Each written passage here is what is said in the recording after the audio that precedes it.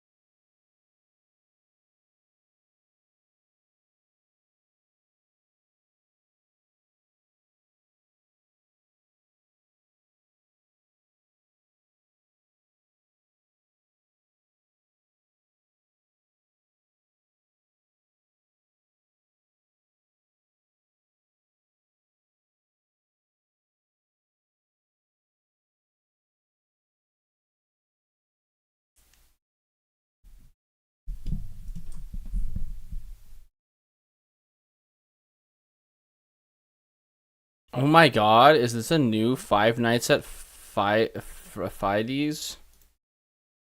Oh my god, new FNAF dropped.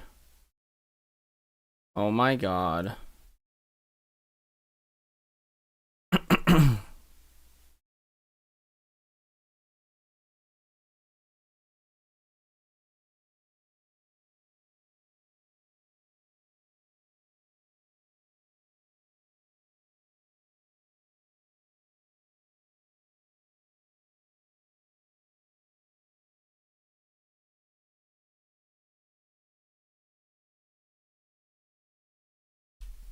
Oh god. Oh, this. And then, oh, like. What?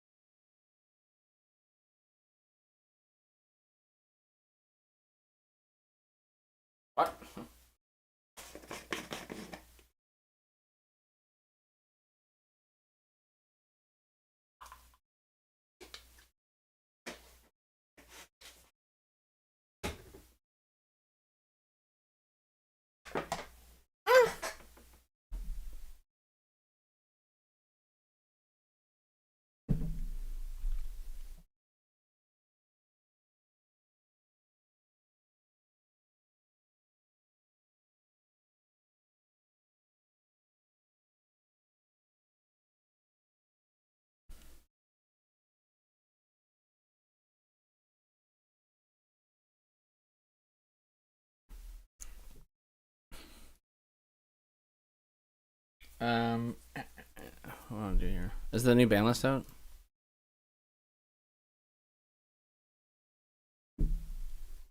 Oh, I wanted to look up Mimi Ghoul decks. Mimi Ghoul.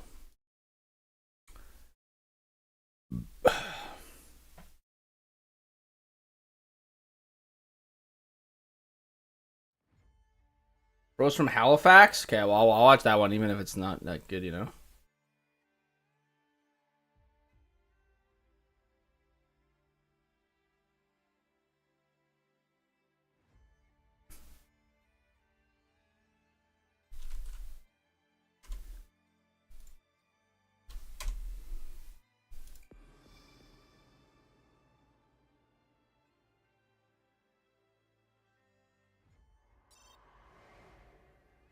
Persecute like a huge war campaign. Milano I think asked then us the entire to- world and Israel. I don't think Israel itself could support that. The country would tear itself apart. I don't think they would support that. The people in Israel wouldn't support that. This no, I face don't think so, and that's been pretty consistent with the entire history of military operations from Israel too. I might even drop this down to 1 after today, but 2 is kind of like the soft spot. You summon it, you search. It's just not the best normal summon, and it's better than the Vernoself build. I didn't play those if you're looking for that, sorry. You summon it, you search for a Mimigo monster, and then during the opponent's turn, you can target a set monster, flip it face-up attack or defense, and then if you have a Mimigoal or your opponent is a face-down monster, he can't be destroyed by card effects or by battle. And if you have the field spell up, he becomes a 3. What the fuck? A valuable Johnstone. Where did I get this from? This? Oh, bog. Yo! After having downloaded 70 million times, we're giving away special tickets and gems. Let's go. Let's go. Oh, it's gone.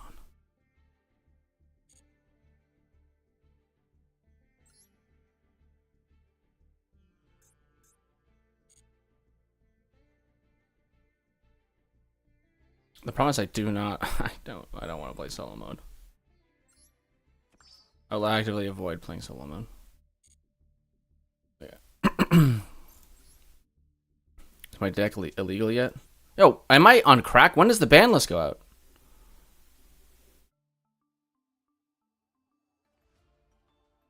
Oh, I already removed it. Haha, lol.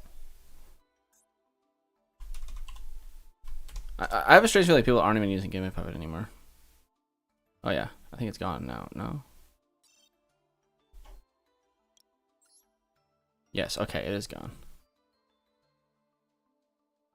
3,000 beater. That's like honestly the best part about him is he's 3K. But other than that, we played 3 dragon. This is the best normal summon. You summon this, you search for a Mimigo spell trap. All the spell traps lead to another monster, except for Master. He's kind of left out of the best card in the deck.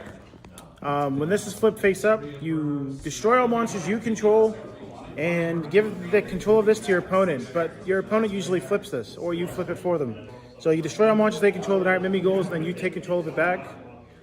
Yeah, and then on summoned searches, we played 3 Archfiend. These are kind of standard ratios for like these cards.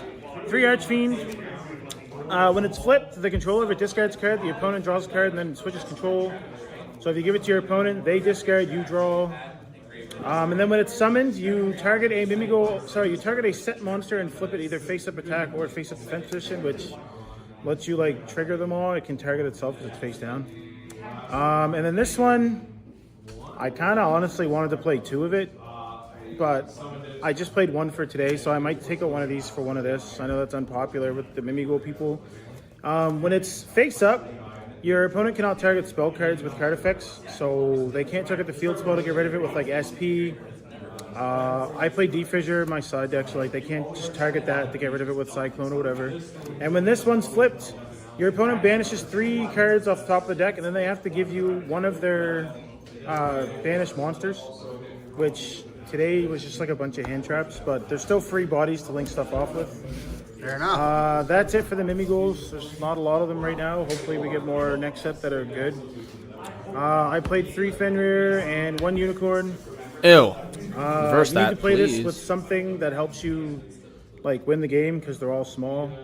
I really How like often were you these. getting the effects off on these? Like, Oh, obviously yeah. you don't want to do Fenrir, but like Unicorn, Yeah, the so rips. cool fact, all of these flip monsters, you give them to your opponent, they flip on their side and they activate. So if you have, say, Unicorn, you give them this, you flip it up, it activates on their side, so it triggers your Unicorn.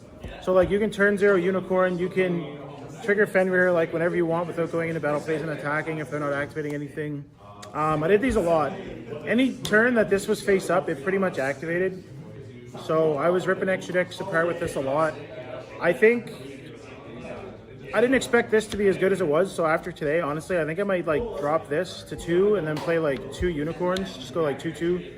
And this searching for Birth is really good too, because like you can just summon this. Search for Birth. You can say, I don't know, flip this, trigger the effect. You'll get this. You'll banish something, link both off into IP, and then Birth just brings this back. Birth banishes cards from the grave. Everybody's playing spell cards right now, so yeah, Unicorn's really good. I'd still play Fenrir, but Unicorn's just really good. It's probably the MVP today, honestly. I played 3 Ash for hand traps. I played 3 Nibiru's, 3 Shifter. Sorry. Hold on, I will add Nib. I was thinking about adding Nib instead of Droll. I'll just do that. No. If you don't like Shifter, and I played 3 Imperm. This deck needs to stand up to Snake Eyes somehow. I know I say this in like every deck profile. We need something unfair, which is Shifter. You don't really care if your cards go to the grave, because if you Shifter them, you're Probably trapping winning. your spell. Well, yeah, exactly. You're probably winning. The whole point in doing this is just to buy you an extra turn. Any turn past like your first turn, you're probably just going to snowball into a bunch of stuff. Nibiru is kind of cool in this deck. Nibiru, you tribute everything. This only tributes face-up monsters, so when you give them set Mimighouls, The field spell says that whoever controls a set monster cannot normal summon. So making them play through their special summons and then nibbing them, that monster still stays there, so then they still can't normal summon. That's kind of the point, is to just put pressure on them with the field spell and make them play into cards that you don't really want to play into. That's it for the monsters. I think there was 22. Like I said, here's the field spell. We played Terraforming because we played Thrust as well, so this lets you go into field spells off Thrust. Do you ever find there's too many field spells going on with a thrust and then these as well? No, not really, because like you kind of always want this face up on your end board. I'll explain a little more why in a second when we get to the extra deck. Basically, this card, you activate it, you can search, you can add a Mimighoul monster from your deck or graveyard to your hand, so you kind of like never run out of searches because you can grab back from the grave. If either player controls a set monster, you cannot normal summon, and monsters that were special summoned this turn cannot attack. That's really relevant for just not dying. Yeah. And then every Mimighoul monster that was not normal summon or special summon this turn, you apply their defense to their attack.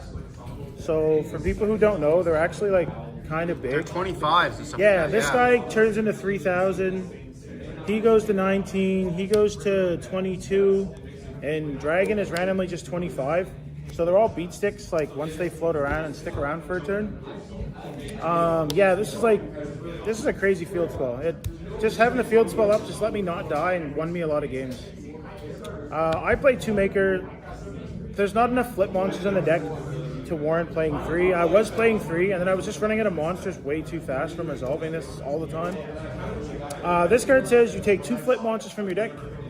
Your opponent randomly picks one. One goes to their side of the field, the other one gets added to your hand, and then you can special summon a Mimighoul monster from your hand. So this is typically how you special summon Master, so it's not just like a dead card. And so usually you'll play this. Just say you'll grab any 3 of these. You grab 2, sorry. So if you grab, say, Dragon and Archfiend, if you give them Dragon, then Archfiend will special and then flip the Dragon because it summons it face down.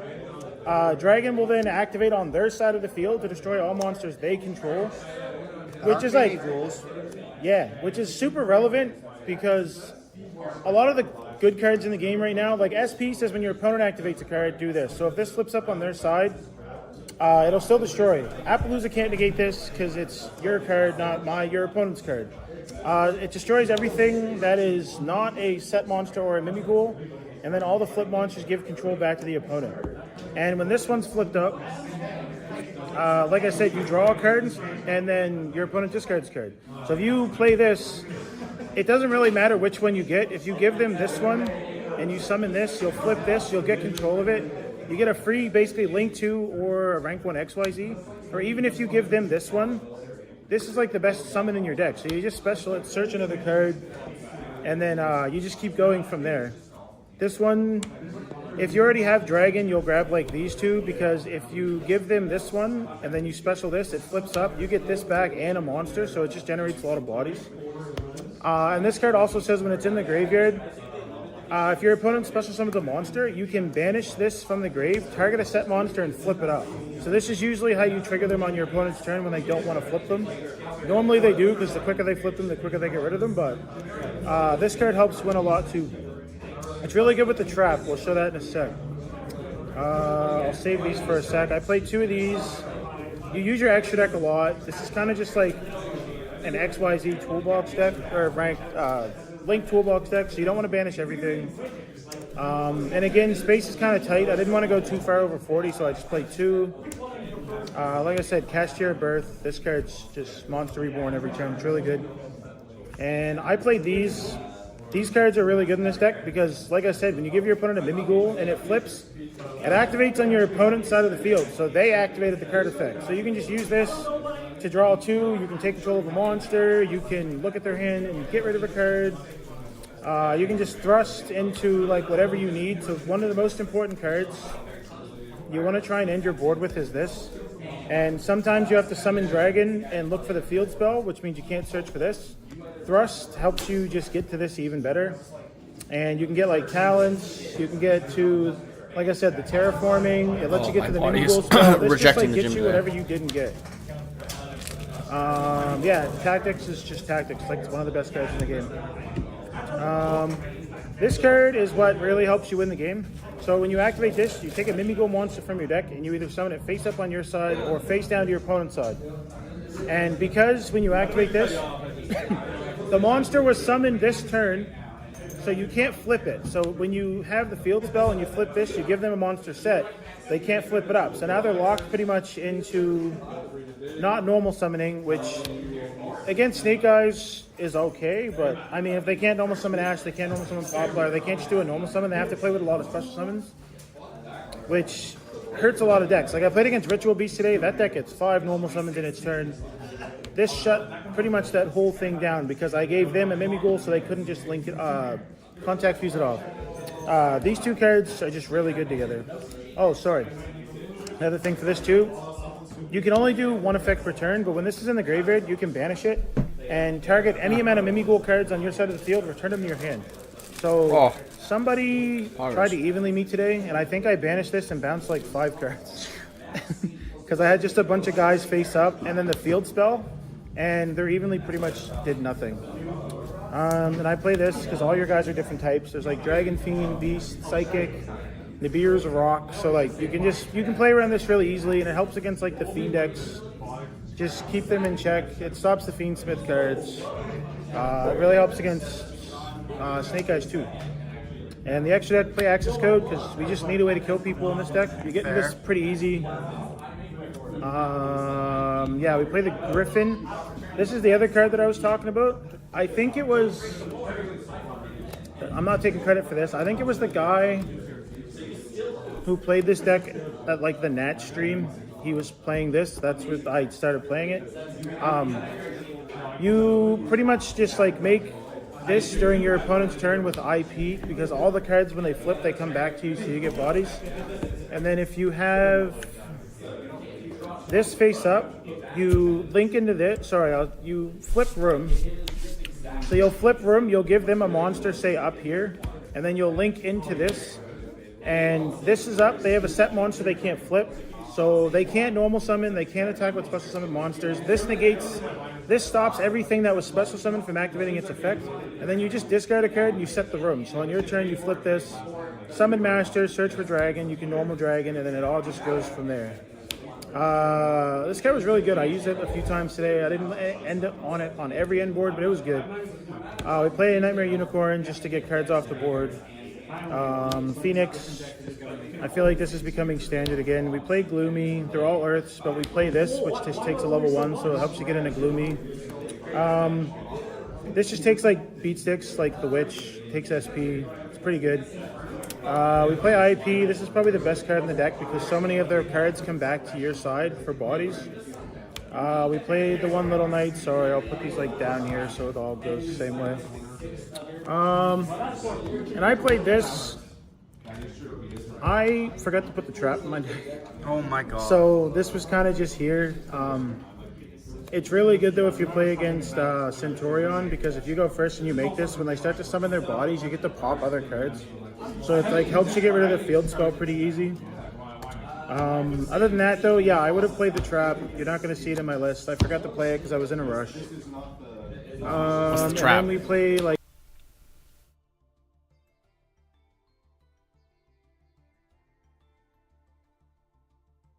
Battle monster neither can be destroyed by battle. You can only if this card is link summon, you can set one continuous trap from your deck to with the effect spell. What? You can set one continuous trap from your deck with an effect that special summons itself as a monster.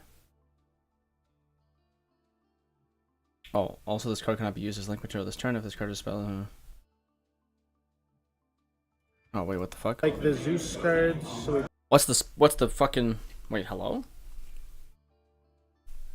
What's the trap card you're supposed to use? Why have I seen that card in other lists, but...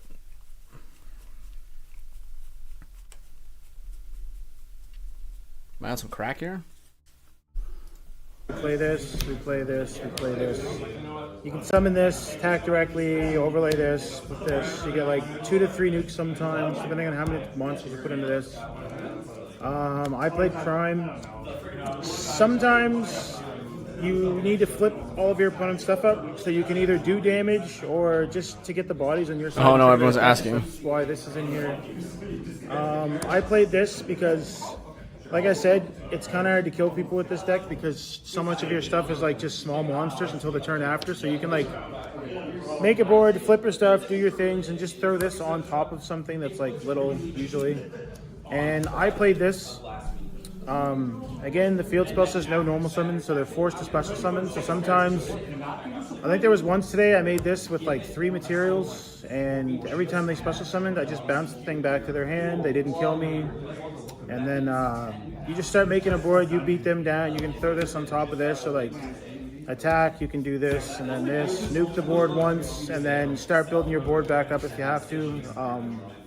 Some people don't like this. I thought it was pretty good. I would play it again, but that's personally just me. Fair enough. And side deck was just like Planet tricky what? stuff. I played 1 Magnamut, I played 2 Druis and this. I played these at 2. I really wanted to play this at 3 because putting this card up when you go first is really good against a lot of decks. wait, I have this, probably don't I? should have main decked the Magnamut because I can search for Mimigold Dragon if I use it and then just sided these. But these were all good, especially like I said, because if you flip Cerberus, if you only have this one and you flip a Cerberus, most decks right now are playing a lot of lights and darks, so like you get a target to just get rid of this anyway, so it's never like dead. These are just good into the Fiendsmith cards. Bystials are back, I guess. I played 2D Fissure. Your trap and your spell can go to the grave under this. Everything else will get banished. Playing this going first is really good. And this one, if it's face up, your spell cards can't be targeted by card effects. So they can't like Cyclone this, they can't SP this or the field spell. It kind of helps protect it. I played 2 Cyclone because I really wanted to make space in my extra deck. This is pretty much our side deck, sorry. These were only in here for Runic Stun. I played 2 of these because I play Thrust. I really wanted to see this, but again, I can just thrust into it. And for Thrust, I also played Regeki and Harpy's Feather Duster. I don't know what's up with our regionals. I seen this card resolved today more than I got hit 4 Fiendsmith times in a cards. row with this. Somebody Regeki me today, like in the main deck out of nowhere, and they weren't even playing Tampa, and I lost because I wasn't expecting it. A lot of decks don't play like just negates. Trap negate, Yeah, they don't play a lot of negates, so you can just like grab this and Regeki and like you'll clear a board. Obviously, if it's against Snake Eyes, Flamberg will bring stuff back. But I think there was once today where somebody activated a monster effect. I had this, so I activated this, went and got this Regeki, and just won because everything got banished. And I played 3 evenly. I didn't want to thrust into this. I just wanted to draw this, resolve it, and then start doing my own thing with my own deck. Because again, the deck's not like,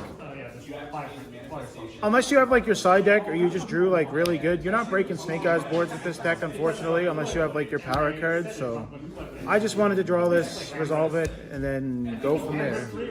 Well, congratulations on your top. You know, Mimighoul Kashtira is a really cool deck. And hopefully see you guys soon.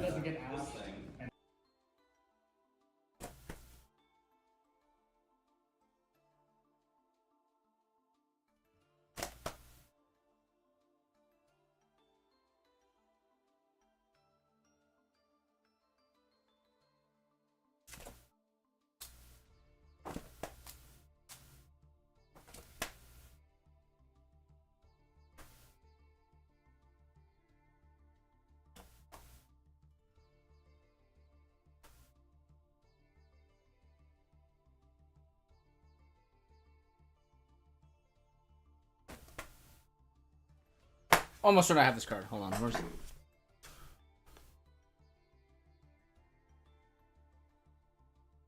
Oh, I do. Haha, I know I do. I know where it is.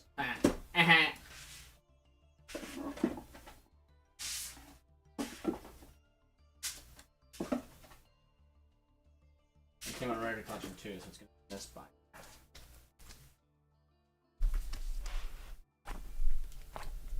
Yep. Right there. Goat him. Goat him. And then what the fuck is the trap? What What is the trap that he's talking about? I don't understand. Hello, Tommy.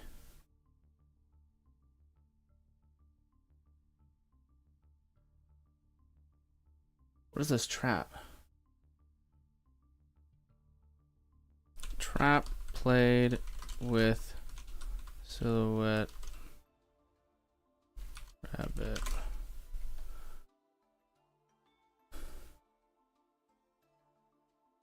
Good afternoon, Jank enthusiasts. I'm MBT, and this is 1 Minute Overview. Infinite Forbidden is coming out in just a few weeks. This aptly named pack's setlist is probably about 6 months out from just appearing in the entirety on the ban list, but while the Fiendsmith may have your head spinning, today we're going to be talking about a link that's less explosive but just as generic. Silhouette Rabbit. Silhouette Rabbit is a generic link to Illusion with the classic Illusion protection, and if Link Summon can set a continuous trap from deck with an effect that specials itself as a monster. Additionally, if a monster is special from the back row, it can pop a spell trap. Here's how it works. Snake Eyes Ash into negation, Bonfire into Poplar into negation. From here, make the bunny and set Silhouette. When your opponent commits to a card, flip the trap and get 2 new Oh, with the hat.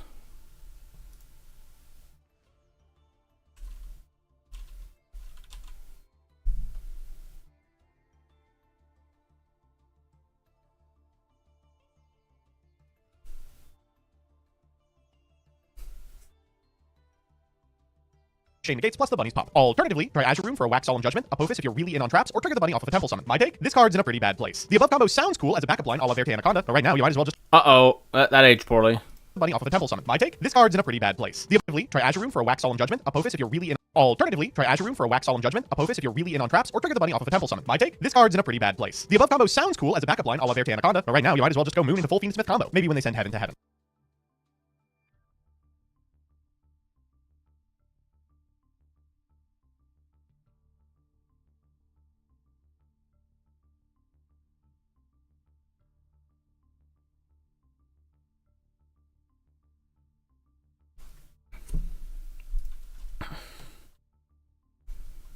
Like, what was the other? I'm so confused.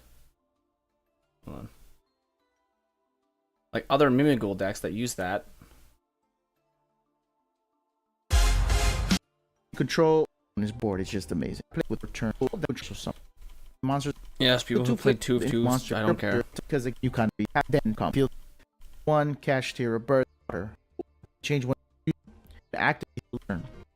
You go immediately go. Oh, I'm sure rabbit in the extra decks as well. Then one silhouette trick I do. Okay, yeah. Have the Okie dokie.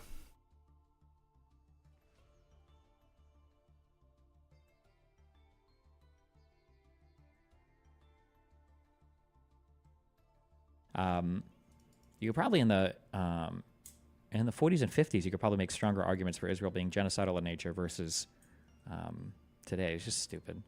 Was Hamas. Can I respond and to let's that? Assume, Can I respond? Wait, let's assume. Wait 1 second, but you will be in a minute, yes. Pierce, and let's assume that Hamas knew Israel. You always say Israel does more than any other military to protect the civilian population. What do? They mass drop leaflets. I believe they broadcast things on the radio waves. I believe that they do. They have civilian population registrars, so they find out who lives in particular apartment buildings. So they make phone calls to community leaders in apartment buildings, warning them before a particular strike. They tried roof knocking for a while. I don't believe they do that anymore. I think for a while they were saying for 2 hours a day there are certain humanitarian corridors that they'll try to stay away from as people move. Before they began their big invasion into Rafah, the final city in Gaza that they needed to fight in a couple months ago, they evacuated over 1 million people to the north.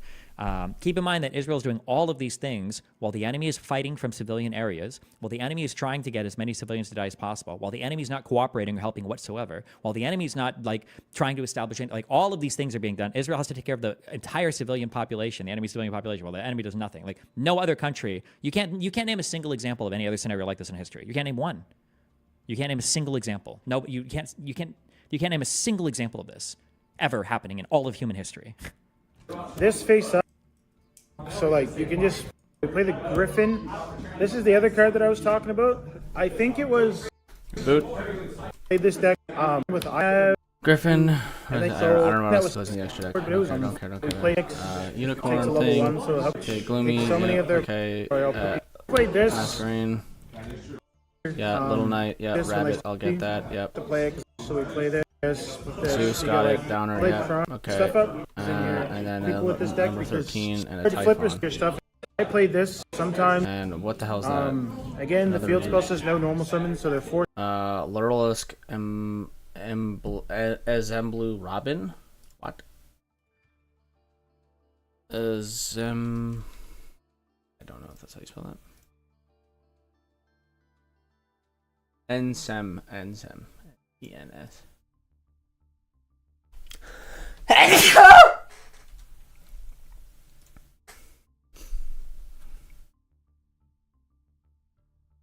Okay. Forced to special summon, so sometimes special summoned, I just bounce the thing back them down. You can throw this on top of this, so like your board back up. But that's personally just me. Fair enough. And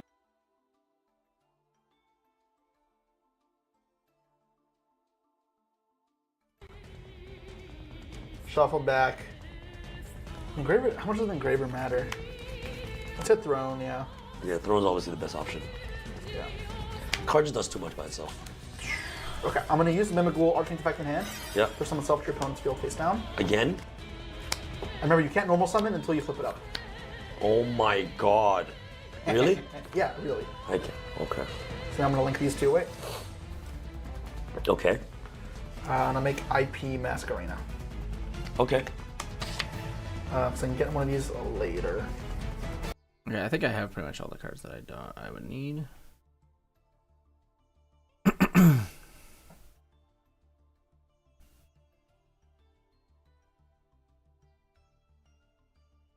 Okay, so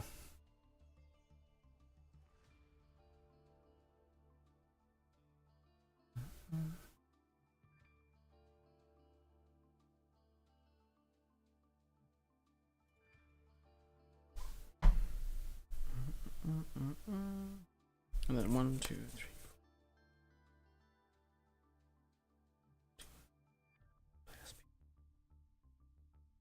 What am I? Oh no, I would take out Apo.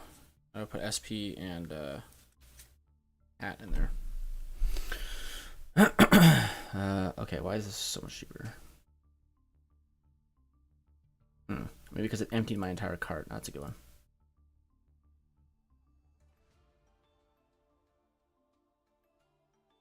Oh, I'm so glad I'm paying $30 of shipping. Why the fuck am I doing that? Oh, because you decided to switch to a card that cost me $30 of shipping. Nice.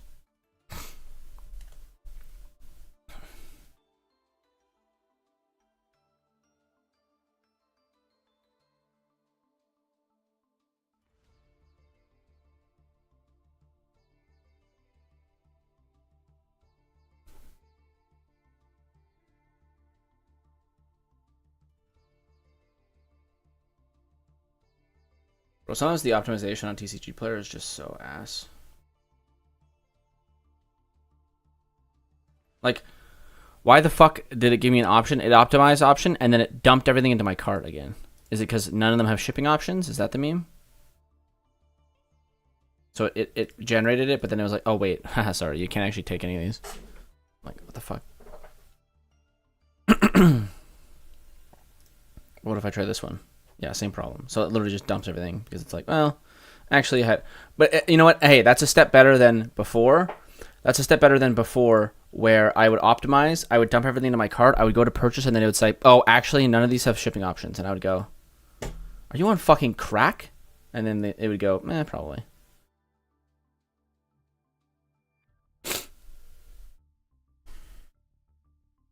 I would go, okay, I'm glad we discovered that you're on crack. I don't know what to do here because I think this.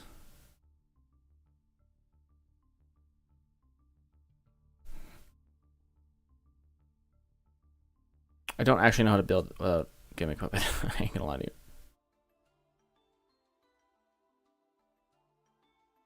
I think I would probably do pretty much the same here. I don't actually think I like Verte though. With one, here's the problem I have with Verte. Oh no, but it's only discarding it, right? Ooh, that's the big thing though. Is if I have, the problem is that if let's say I have fusion duplication in my hand, all I need to do is summon 2 monsters, link into Verte, discard branded fusion, fusion summon something, That kicks off the whole turn, and then on their opponent's turn, I could just fusion duplication the Branded Fusion away, and then I go harder. So that's the issue. I could also play another. I could play an ad lib now for the Gimmick Puppet, and when I summon Granganol, I just ad lib away.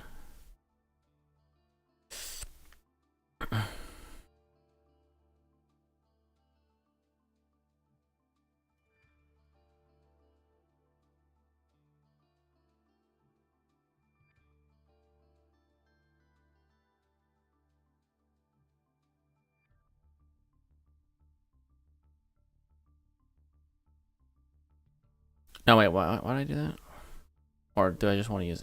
I don't know. When do I fucking use Adlib? If this card is in your hand or field, use it and sent to the graveyard or vanish, you can target one future monster. I think it's just because you summon it. You special summon it. Yeah.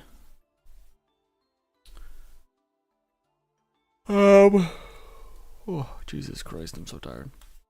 So we'll do that. I don't think I want to add a Dogmatica engine in here. I don't think I give a fuck that much.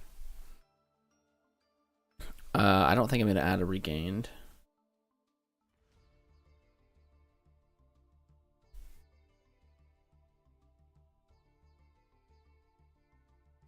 I don't think I'm going to play Super Poly.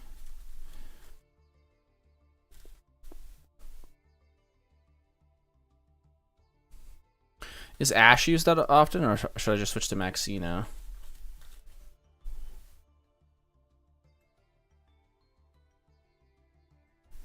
Probably just Maxi.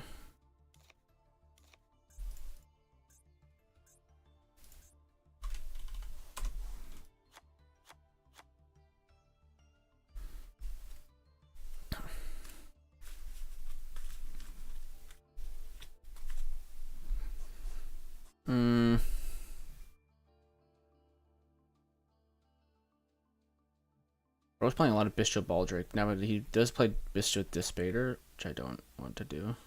I don't have him. Or do I? No, I don't think so.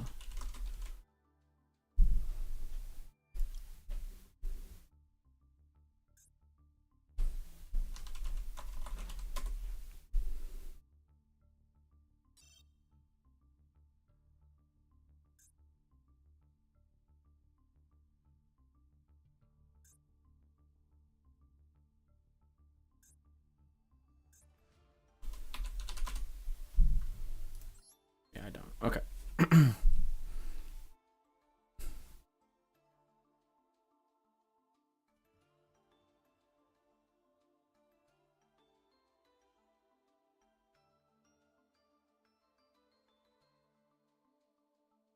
Is that a cash engine?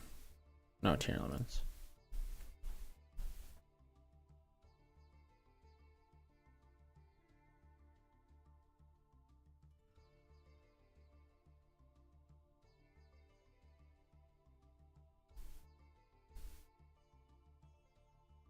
I think something like this is fine. I don't know that I like the Adlib, but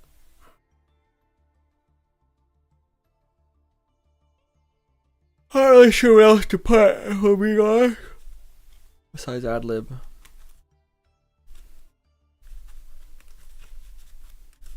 Yeah, fuck it. I mean,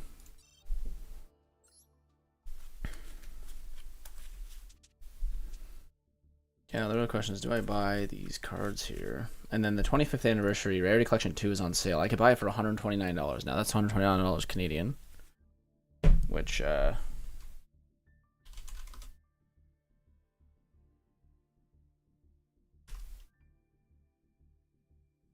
$94 US. It's not a huge sale, but it's better than it was, obviously. Oh, is everyone done freaking out now? Or $1 right back up? Nice meme.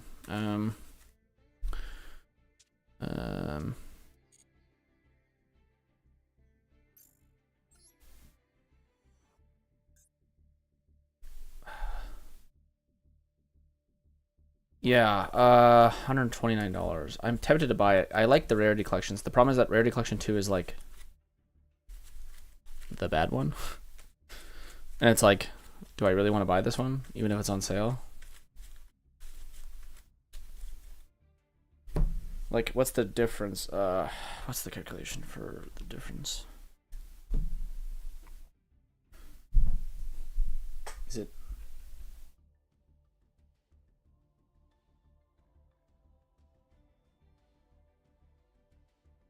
$49.99.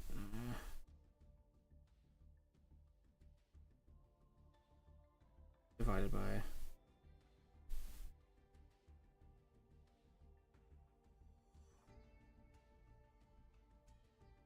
Is that 15% off? Am I crazy?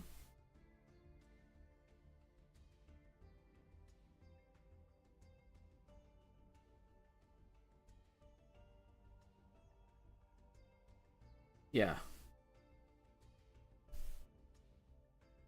Yeah, it's like 15, it's like 10 to 15% off. Which isn't awesome. I'll think about that. I think I might just buy these cards.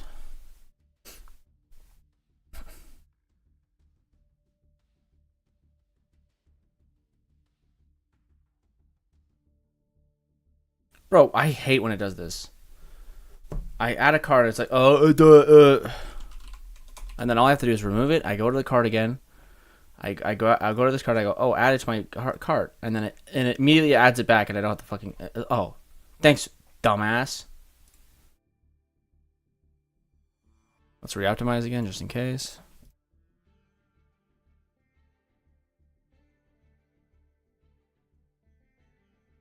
Oh, good job.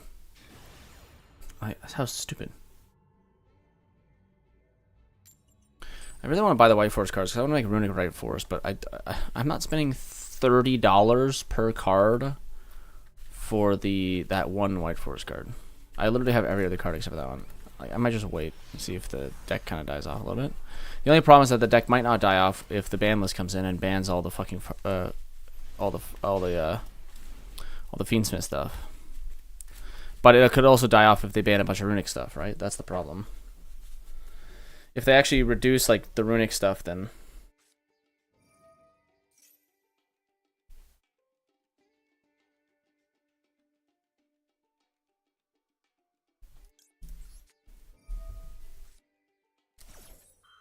good luck, buddy.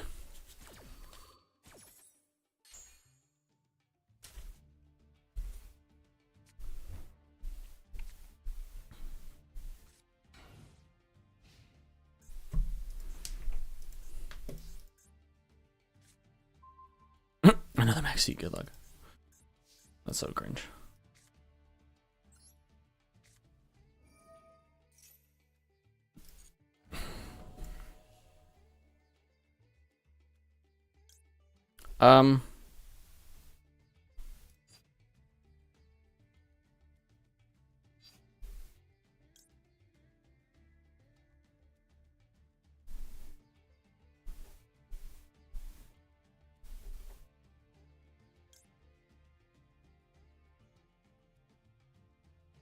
What do I want? Do I want Blazing Cartesia in my hand?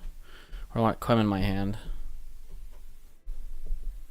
What do I want? Albion, and then I get Branded Fusion. Right now I can't fusion summon at all. If I get Quem, that doesn't change. So I think I do you. Activate this effect.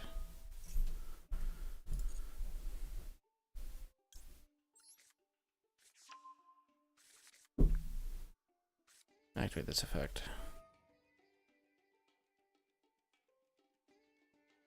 Oh, I could have done.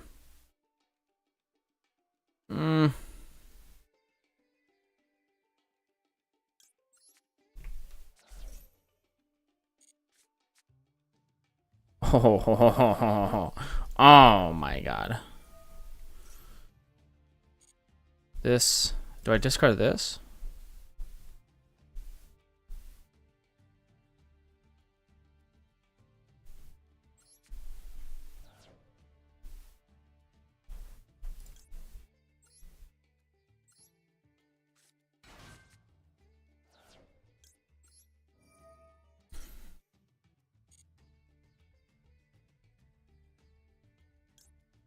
Almost when I put equipment there.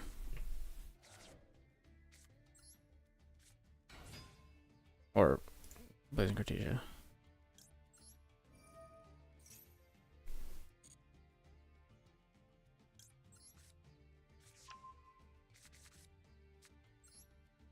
Yeah, it's just I somehow have to get a fusion card in my graveyard, but I think. Oh no, I know how to do that. I do this by using this guy and this guy.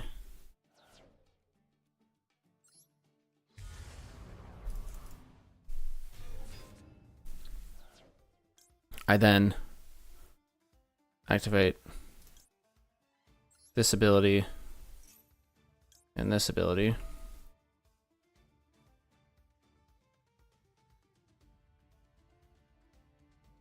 To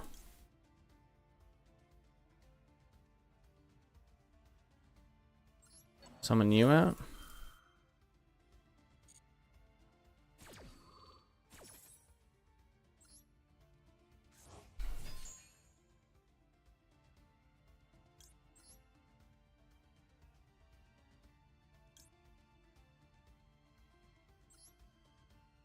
See, but this doesn't in my hand, right? So that's the problem.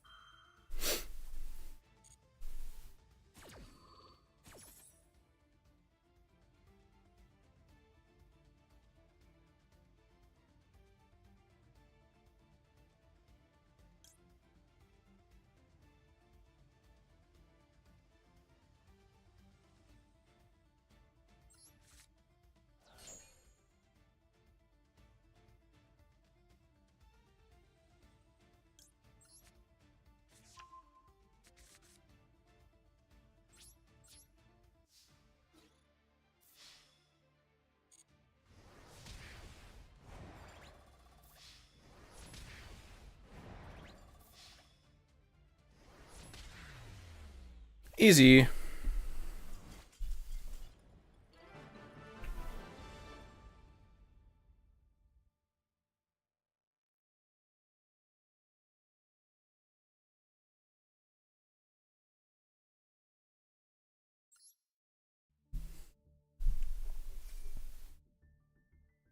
Is there any other cards I want to buy?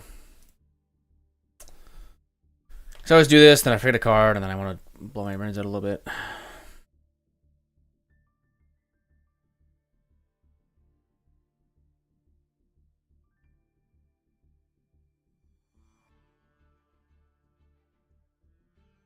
Did I ever get Tales of the White Forest?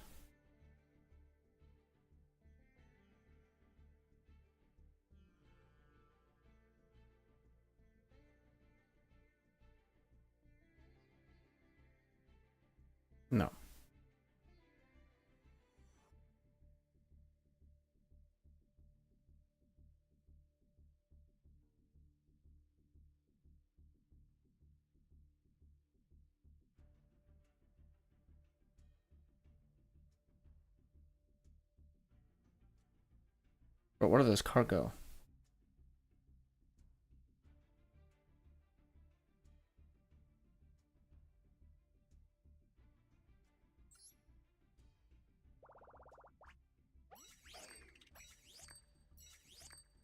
Ah, this card was $11.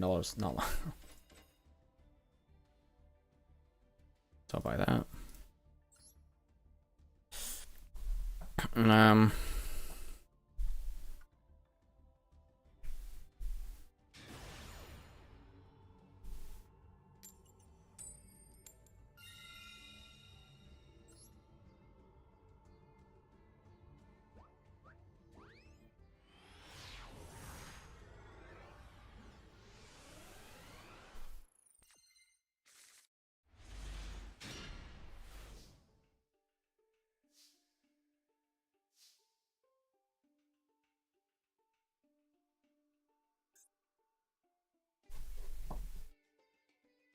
Oh, that's Plunder Patrol Support. Accident. Oh my god. What a hand, bro. What a hand. Alright, bro, do anything. I'm just gonna immediately maxi you.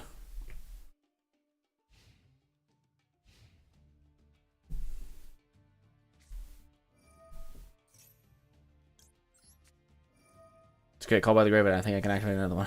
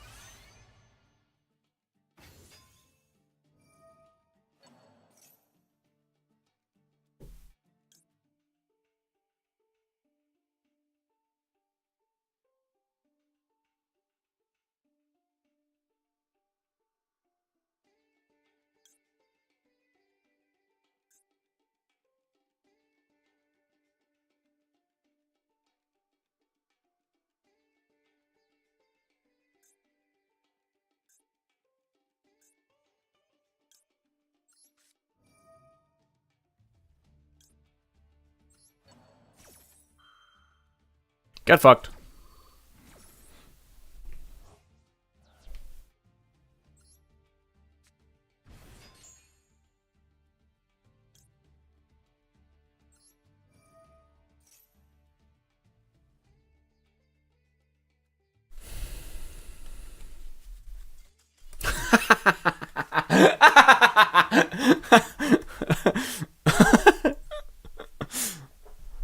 I didn't even. I had to skip my turn and I still won.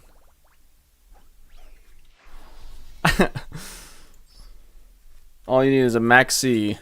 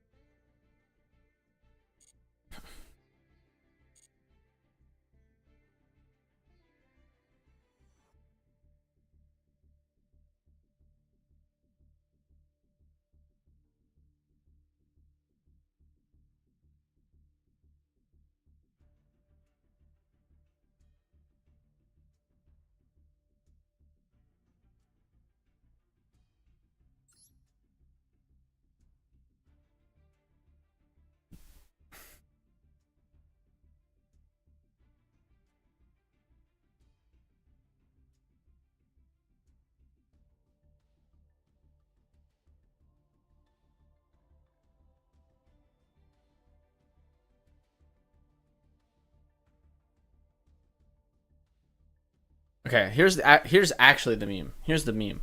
Okay, watch this. I just realized I could buy the box, or I could just go through here, and I can buy whatever fucking QCRs I want.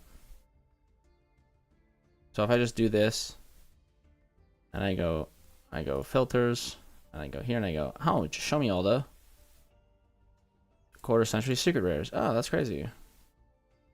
Oh, now I can just buy the QCRs that I want. Oh, look, Alibur Jester of Despia. Oh, that's something I want, QCR. Oh, it's only $10. Okay, add.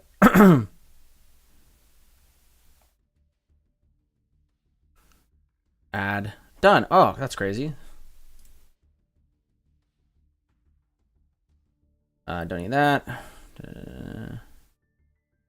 Oh, I could go IP. No, that's $34. Let's not do that.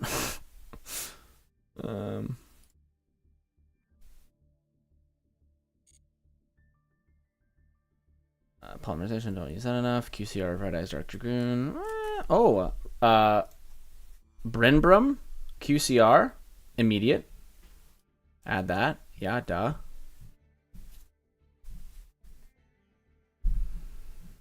Let's see. Oh, Masquerading Dragon, quarter century. Yep.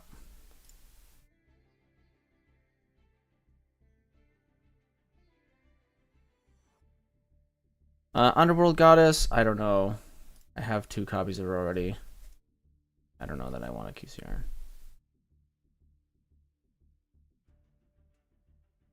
Oh, Gold Sarcophagus? Yep.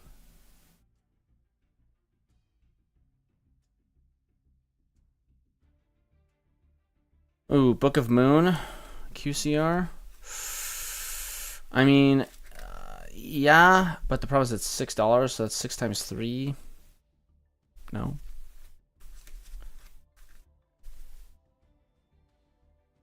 Oh, look, that's crazy.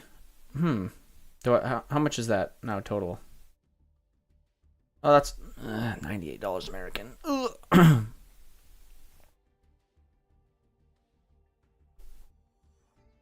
But I can go to Legendary Collection. Hello?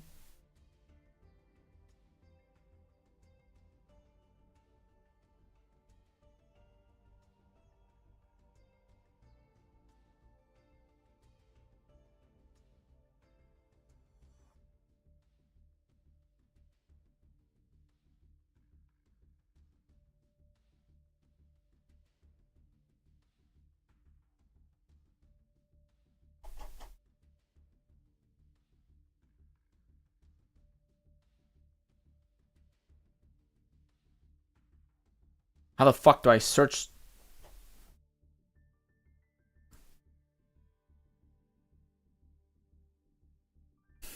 Oh, look at this.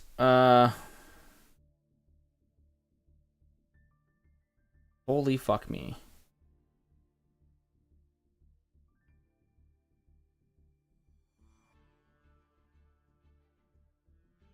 Okay, no cap. The price of these went crazy. $21 for Fallen of Albaz, quarter century secret rare. Oh no. Okay. Gonna do this instead.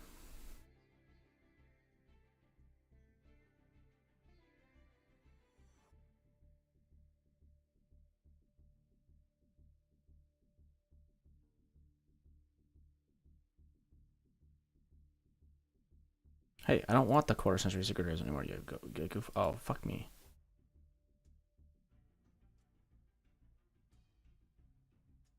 Oh, ah!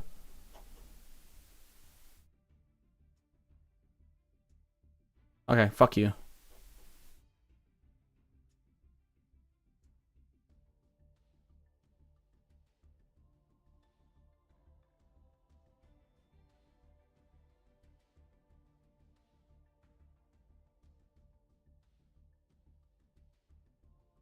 Bro, this website's fucking tweaking.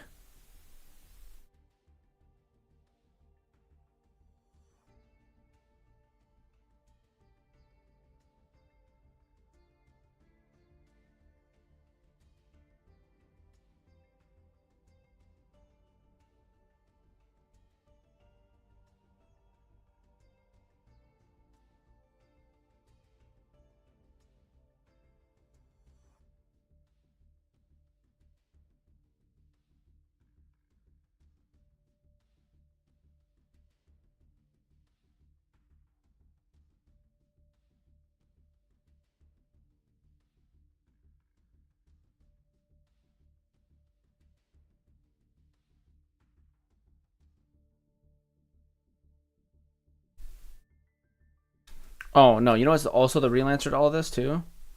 Fuck all this noise, okay? Just buy Quem. Just buy one Quem, bro. Buy one Quem. Oh. Just do that. Oh my god. Her price has already dropped because of reprint. So, buy one Quem. What should I remove from here?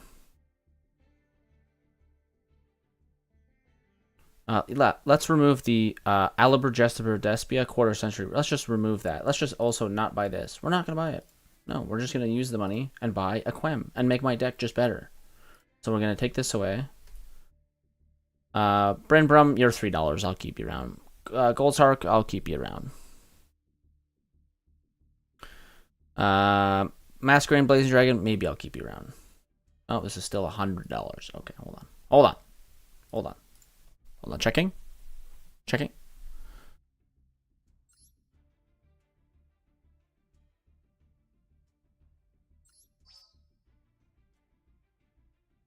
Okay. Cool. What is causing this to be $90 American? This. And this.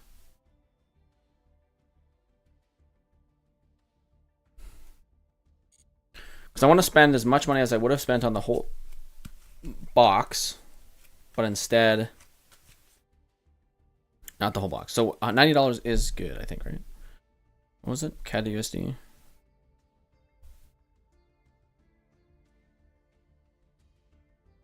So what is 90? What is this? 90.47. It's $124. So it's about the same price, and that's not even including taxes. So let's try to remove something.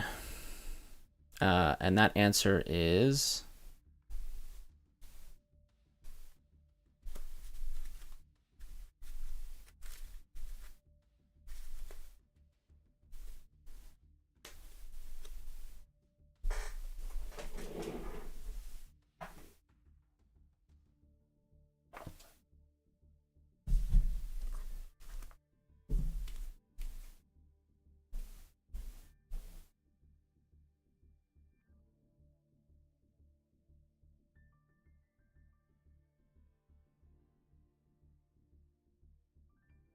oh, no, the answer.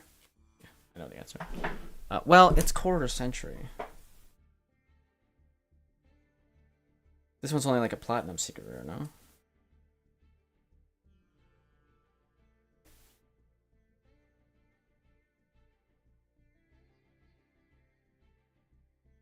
The answer is fuck them. Get it? I don't care. Fuck this. This isn't making my deck any better. Get out of here. Gone, gone, gone. Gone. Oh, look at all that money I've saved, and now I'm just getting a Quem instead. Oh, look. What if I bought a second Quem?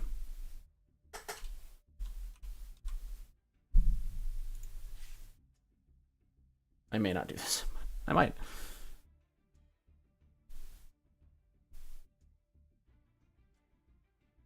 Wait, what? Oh, it's Korean? Am I allowed to use this?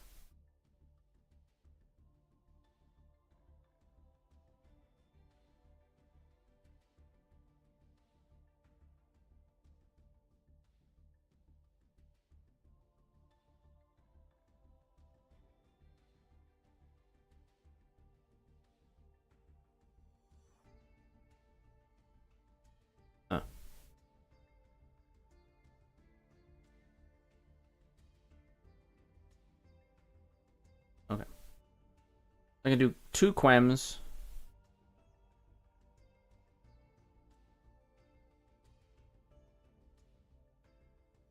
Do I even buy Cash Tier? Well, it's Fenrir. It's a good card, is the problem. Yeah, fuck the rarity collection. Just buy cards that I want or need for my decks, and it's the same fucking bloody effect. What was Joshua's Runic White Forest deck?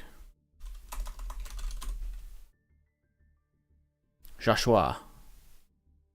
The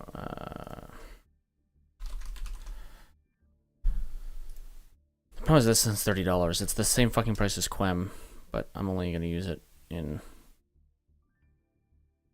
Oh, there's a toy. Oh, okay, Joshua Schmidt. This is him though. So he played. he only played one of these. Okay, I'll buy it anyways. Fucking yeah, this. Yep. So I have. I don't think I have Tri-Edge Master. I definitely don't have Chaos Angel. I definitely don't have Supreme. So okay, no, I have this. So the only thing I don't have is Chaos Angel and the Azelet or whatever the fuck. So I'm gonna add the Tri-Edge, but I won't buy it. Oh, I can buy it in fucking. Hello? That's crazy. Wait, do I secretly have this?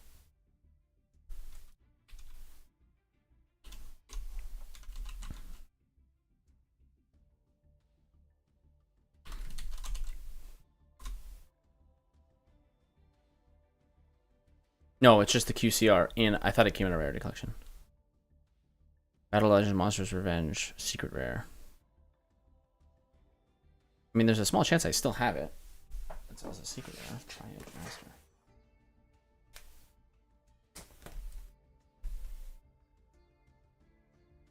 So I did buy and open some of those packs. And considering the low price of the secret rare, it's probably one of the easier ones to get.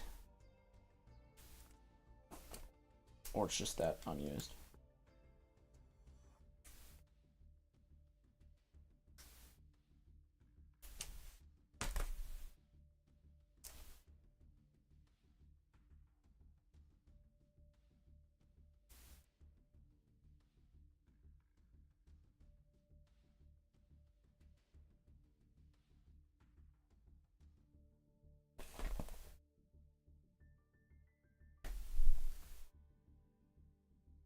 I have two of these cards? What the fuck? Put them beside each other. I have two Enlightened Paladins.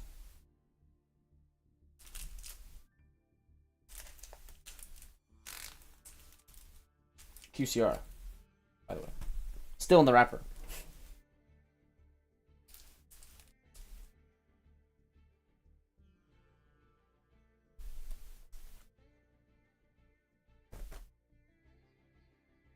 I guess I don't. Alright, whatever. It's 30 cents. What's 30 cents between a couple guys? You know what I'm saying? Seller's offline. Then why are you suggesting it as a thing, you stupid mongoloid?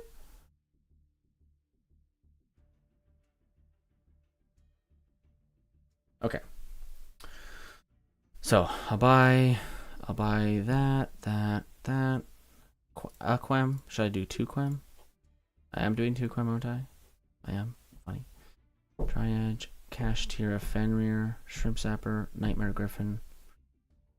Okay, let's optimize this. Now, this is going to be more expensive than the box. But, is it? Plus taxes on both. Well, so I can negate each other if the taxes, because the taxes would be included either way.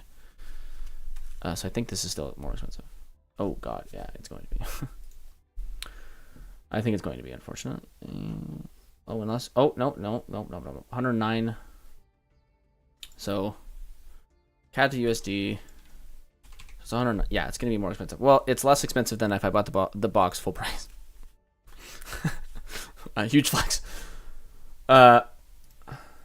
Well, it might be the considering... Actually, it might be... No, again, I haven't included taxes. I'm including taxes both ways.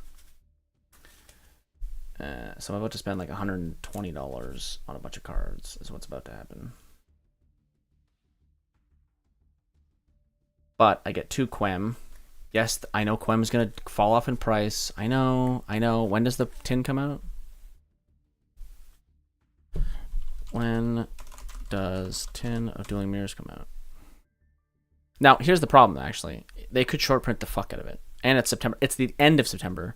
So that's all of this month and basically all of next month. I think I'm okay. And they could short print it, which might not change the price that much. Because it's not a card they're going to ban. Usually you see big heavy prints of stuff that like things they will ban eventually. So like, yeah. I don't know if I can think of examples in tins, but in the rarity collections, they printed the fuck out of like a bunch of the cards and then they chose a couple to ban. Those cards being like Savage Dragon, and what was the other fucking fusion? Oh, Synchro Monster, Baron de Fleur. Yeah, those.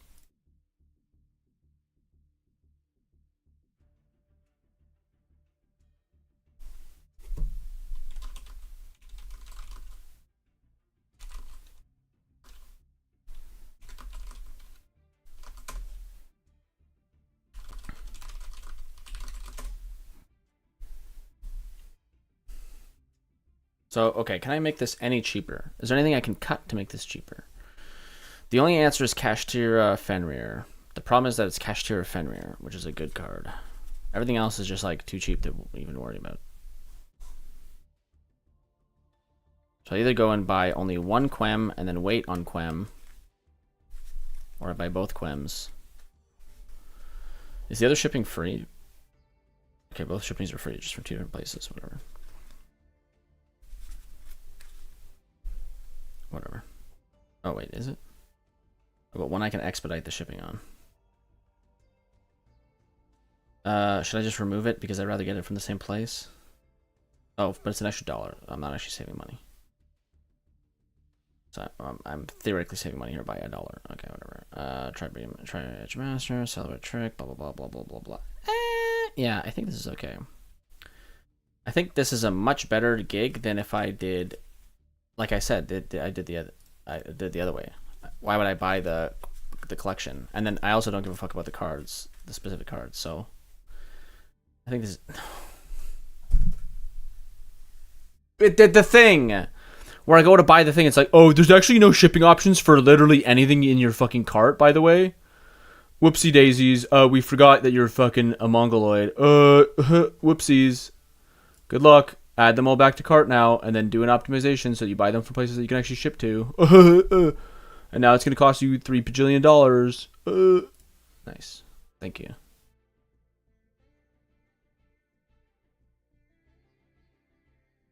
Oh, yes, it cost me $150 now. Let's fucking go. Oh, and the cards I give a fuck about are being moved to my save for later. Oh, so based. Oh, I love it. Okay, fuck me. Well, I have to make some cuts. Oh my fucking god.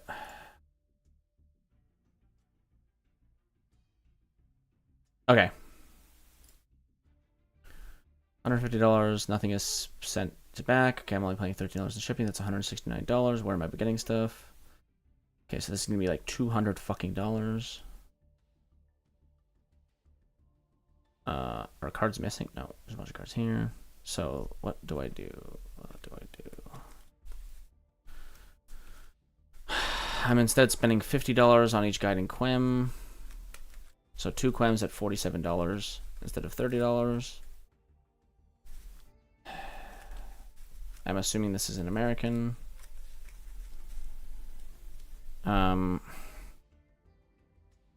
Is it?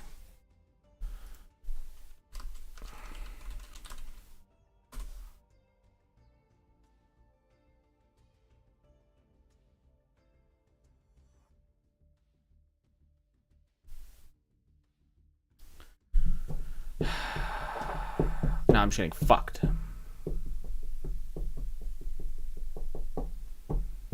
Okay, I think Quem has to come off the list. I think I just can't buy Quem still. I have to wait until the tins come out. Which should be fine.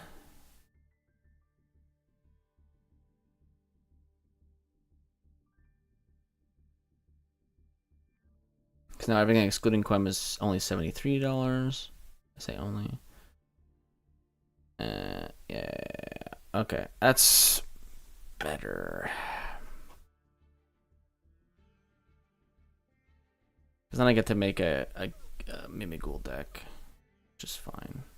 I don't get to make a nice Quemified branded deck, but whatever. Fuck me.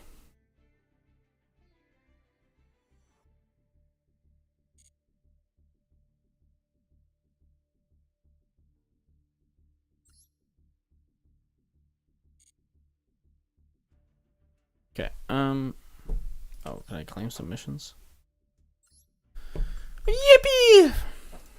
160. Oh, goddamn it. Do I play to get to 1,000 and then buy a pack?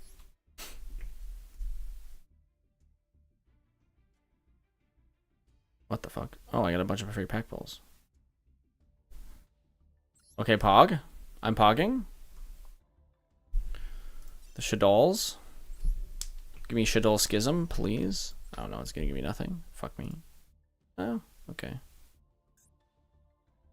I got a single easy to craft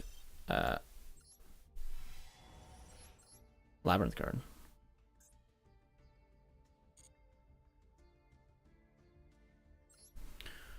What's in this?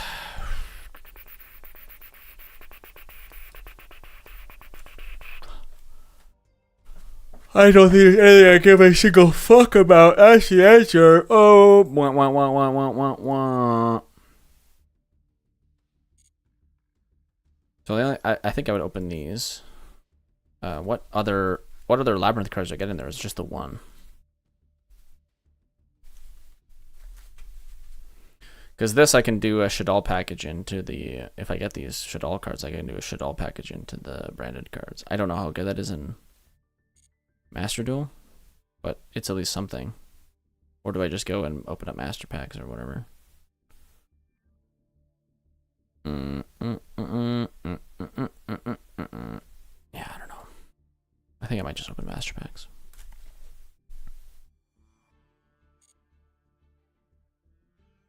Okay, I'll play a duel or two. One more duel or two. Okay, what's the CAD to USD on this shit I'm about to buy? So 73.85 is $101, which is $20 less than I would have spent on the... Actually, way more. Wait, no, again, ignoring taxes, that's about $20 less than $29, $25, let's call it. $25 less than I would have paid for buying the on sale Rarity Collection meme. So, okay. And that's how you responsibly buy things, guys. Or don't buy anything. But yes, I think just buying the individual cards is so much better. The only time I've ever justified not doing that, it was Rarity Collection 1. And maybe I'll be able to do it for Bonanza, but I don't know.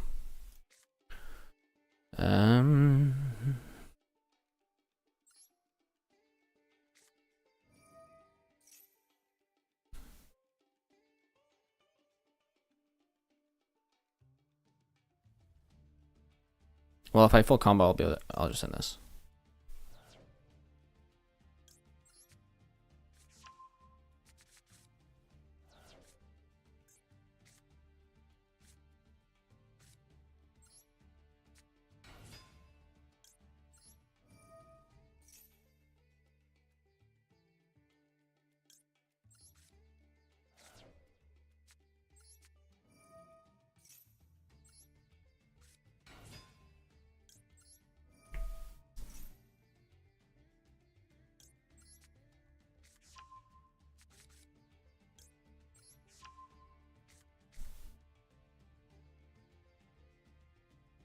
What stops me from using spells? I don't understand that part.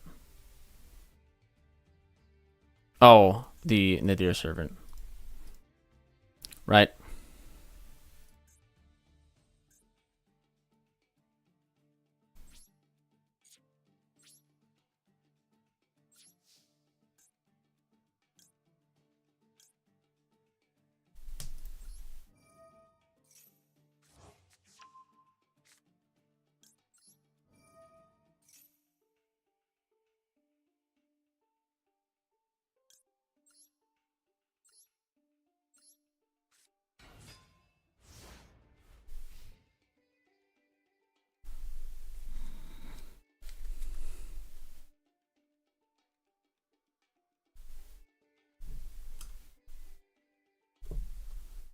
I'm only paying a 41-cent sales tax? What the fuck? Dude, what the hell? What is that, VAT? Jesus Christ. This is nothing. Hello? No, don't keep me informed about deals, please. I don't ever want to be informed about deals. I feel like that's not how that tax is going to work.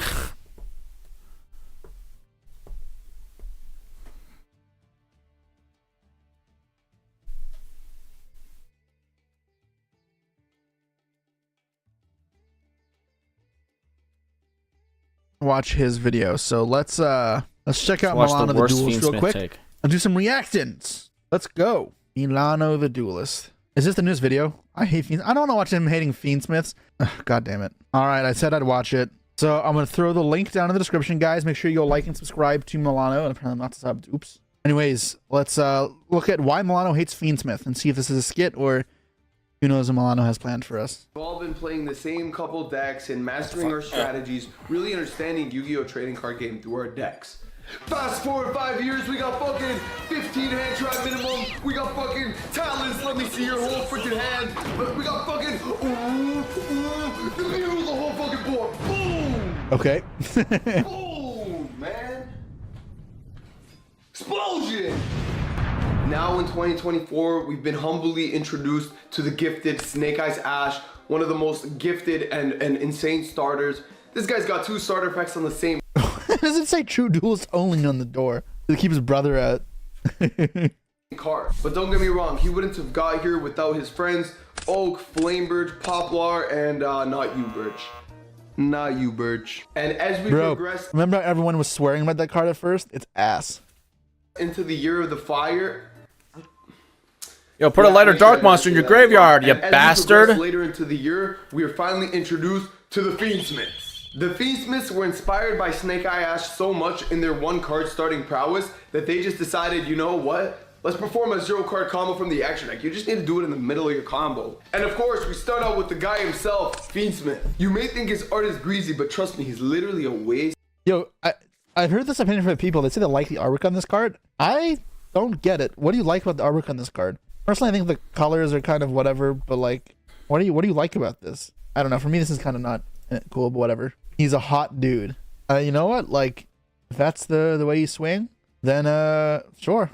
Now look, you're playing pure Fiendsmith. Stop playing yourself. Fiendsmith splashes himself into literally every single deck. If you're not put that in the graveyard in your immediately. Crawler strategy, like bro, what are you doing? You know you could dump something off Beatrice that might just synergize. Should be banned, yep. With your cards, which is waste because bro, like I don't want everyone to have to play this one Fiendsmith guy in every deck just to spam out some broken options. He also has like a hidden Jerusalem effect. Like, oh bro, wait, he's I'm about to get Baron footed. What the fuck? Hold on, what is he spewing on about? It has a Jerusalem effect? Like a hidden Jerusalem effect. Like bro, you are not Jerusalem. The most annoying part. What does he mean? It's like Jerusalem. What does that even mean? You should ask Quantial Fiends with his optional builder colors. Oh my god. The send effect of Engraver? Oh, sure. That is kind of that effect is crazy, yeah. Like it comes up a lot in grind games. I don't know why it has that ability. It is kind of crazy. I like how he says this with Molt Charmy here, Tract here, Engraver here. I mean, you know he put these there intentionally. Fiendsmith's main effect just searches Tract, and Tract just dumps Lurie, which is just pretty much an extender. I first met Lurie in like 2012 and I actually thought he was a cool guy, but now that he's a puppet of the meta strategies, I actually lost all my respect for him. Yo, like, Lurie, I'm sorry, I really fuck with your archetype, but you were just not P. Fabled fucking sucks. Fabled is only used for evil anyways. Fiendsmith Sequential literally thinks he's a tier limit monster. Like, bro, everything gets recycled. Every single piece of... Why did that just click for me? I was thinking the other day, like, besides Beatrice and Appaloosa, I actually like the Fiendsmith cards. I don't like Snake Eye, I like the Fiendsmiths. But he's right. They're kind of like tier elements, and I like tier elements because I don't actually hate the Fiendsmith cards. I really don't. I just like, I think if Beatrice got banned, the cards would be way better in terms of their like bullshit factor. It's kind of crazy. I think they're just a good engine, no? Damn, isn't that the Fiendsmith elements or tier smiths? Except Tract, but who cares? Yo, YouTube is shitting itself. Recycled, bro. Sequentia and Fiendsmith might be just saving the planet. They're just broken. I'm joking, they're ruining Yu-Gi-Oh! So what the hell? Sequentia, tier limit effect your guys all back to the extra deck. And who do you make? Fiendsmith Lacrima? An eye in its mouth name of a gun? Lacrimosa? Minus 600 attack to everything? He targets the banishment? Yo, I put 1200. Wait, you put Mozart's Requiem for Lacrimosa, but I got a effing copyright strike when I put this song in my video. Yeah, the 1200 burn is toxic. That shit, no, I won't defend that. That is dumb. Damage! You are not Long Yuan! You are not Long Yuan! Oh no, the pronunciation Long Yuan? Long Yuan. It was way cooler. Then there's Big OG Desiree, who's actually hot red, but he has 2 straps, bro. You negate 2 cards. You know what that means? You might need 2 board breakers, boy. Don't ask me why everybody in this archetype has a damn Jerusalem effect. Desiree also has the effect of a Jerusalem. He can just send any monster to the graveyard just like... This can't be like... This can't be like the new terminology, right? There's no way Yu-Gi-Oh players are referring to send effects as Jewess worms, right? Like, This is just Milano on his Milano shit. I have never heard anybody call the effective engraver a Jewess Worm effect. Like Fiendsmith. You know what I'm about to send? An email to Konami. This is bullshit because this shit is ass. The cards don't read like they're that broken, but when you add 10 extra... That's not true. If you read engraver, you'd think, damn, this card's crazy. This card searches, it sends, and it revives. In fact, part of the only reason it's not even crazier is there aren't actually good Fiendsmith spells. Tracked is not a good card. Like, it's not a bad card, but it's not very good either in terms of how powerful spells are or whatever. Effects to your original combo, you can do a lot more for no reason. Playing these Fiendsmith cards in your deck give you a lot of cool extra deck options like TD Wave King Caesar, Beatrice. Oh, Beatrice, we were just talking about you. Wait, Beatrice, you got material? Beatrice, what are you sending? Roll back. Oh my god. Oh my god. Oh my god. Oh my god. That one doesn't matter. It's the shit and rollback that are making you want to kill Beatrice, yourself. you're getting banned. Oh my That one's rough, but it's whatever. Oh, you're gonna FTK. I know you're gonna FTK people. I know. Oh my god. Griffin as well, pretty bad. I'm Yep. actually disgusted, bro. Oh my god. Beatrice, you're My gonna dad? get banned, bro. You're banned as fuck, Beatrice, man. if I might be Beatrice, dead. if Beatrice isn't banned on this next ban list, I don't know. I have to think of Oh, I guess something, it's something only- but I outrageous can't to do. use the That effect card anymore. has to be banned. It is ridiculous. The Fiendsmiths add a whole nother layer Bruh. to Yu-Gi-Oh! Trading no. card game with the amount of accessible extra deck that you can just grab through your combo, having played very few cards in your main deck and not sacrificing very much because these cards are really good cards to draw. I wish personally that the Fiendsmiths were a little brickier so that let's at just move least on to there's the like next a one. No, I don't I don't think ever I want can bricks find in my in deck. your main I don't deck think as that's a bricks, problem. But the only real con is how much space in the extra deck you're taking. Like if you're playing a Fiendsmith deck, you're already like 6 cards extra deck deep before you even start anything else. Like that's a lot of extra deck cards. Despite how powerful these Fiendsmiths will really be, which they absolutely have shown that. Okay, I and don't actually care, unfortunately. Let's go would back react. to Now I'm asking you a Penny simple Morris question, and Pierce. Do you think that the meme? does that justify Israel's infliction of massive torture on roughly now 10,000 Palestinian detainees from Gaza who were randomly rounded up since October 7th? Now, one last point, and then it's over to Professor Morris. Professor Morris wants us to believe that Israel is engaging in a pinpoint war against Hamas with collateral damage. He didn't use the expression collateral damage. I'm using it, but you get the point. So here's my question. Fuck. I've spent the past 8 months reading through the human rights reports. You I've get a read the full comment, reports I'm not really of doing Save it. the Children. I've read the reports of UNICEF. I've read the reports of the World Food Program. I've read the reports of USAID. I've read the reports of the World Bank, the United Nations Conference on Trade and Development, Norman. the World Health Organization. Now I ask you, Pierce, Notice he doesn't respond to the question the longest half moment. Yeah, he does this all the time. is it plausible? Why does he circle jerk so much about reading? If you haven't learned this on my stream yet, you should know this. It's always a huge red flag when people allude to reading things or when people cite credentials without being able to accurately summarize or give information in context about what they've read. That should always be a huge red flag to you. I think it's actually, would say it's a fallacious appeal to authority. You can't just cite something and not be able to give the rationale behind it or not be able to contextualize it or talk about the thing. You can't just cite to it, right? Is it believable that all these internationally eminent and respected human rights organizations, when they say that Israel is targeting the civilian population of Gaza, is it plausible, Pierce, that they are all conspiring in a monumental... Would the U.S. campaign against ISIS in Mosul not count? Was it the Battle of Mosul or was it the Battle of Fallujah? Didn't the United States, and I don't know if we actually did this, didn't the U.S. say something along the lines of like, it might have been for Fallujah before we evacuated, but didn't the U.S. say, if you're still here, we're basically saying you're a terrorist? Am I crazy on that? Am I forgetting that? I don't know if the U.S. actually treated people like that, but I thought they literally said that. If Israel would make an announcement like that, the whole world would be like self-destructing in anger.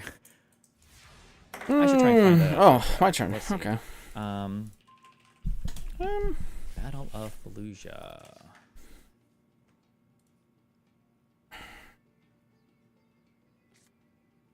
I think I fusion deployment. Fusion deployment. See if I get bait out anything from him. If not, I branded opening. Then I branded white.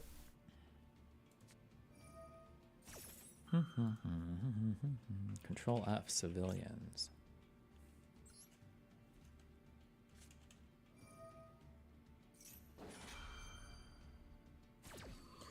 Most of Fallujah's civilian population fled the city before the battle, which greatly reduced the potential for non-combatant casualties. U.S. military officials estimated that 70 to 90% of the 300,000 civilians in the city fled before the attack, leaving 30 to 90,000 civilians left.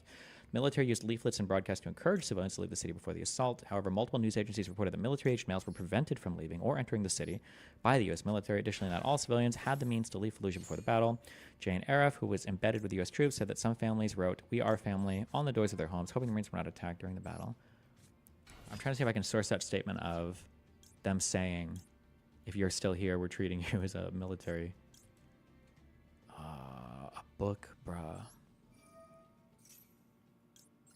Was Vietnam not similar? The Viet Cong intentionally operated in civilian areas and made it tough for U.S. forces to distinguish between combatants and non-combatants so that they could push propaganda about us. I don't know if that, I don't remember that from Vietnam. I'm not sure. From what I remember about Vietnam and the allegations of things like guerrilla warfare was that they fought from like highly advantageous terrain that they had a really good understanding of, that they utilized things like booby traps and everything really well. I don't know if it was also like fighting from civilian areas or pretending to be civilians as much. That might have been a thing. I've never studied Vietnam War. I don't remember if that was like as huge of a thing for them. I don't know.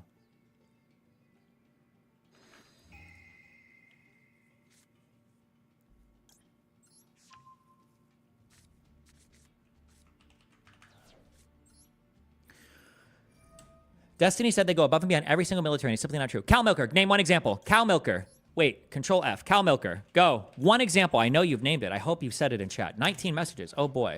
Let's find out. They do not do more than any other military.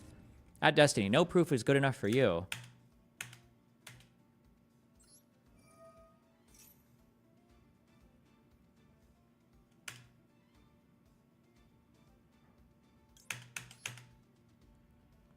Nothing.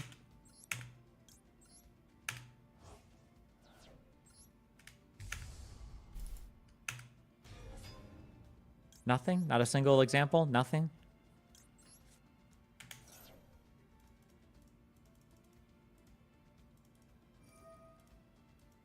Okay. Nope. See ya. Should have named something. Bye.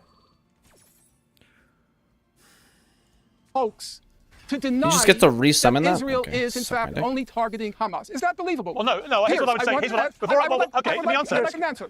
I will come to Benny for a answer. But my response, answer? yes, you can, Benny. One moment. My response myself would be that you missed out a report that came out yesterday where the United Nations accepted that I think it was 8 or 9 members of its employees had been taking part on the attacks on October the 7th. So you didn't mention that report. So reports can be, multifaceted in what they reveal about what's going on here.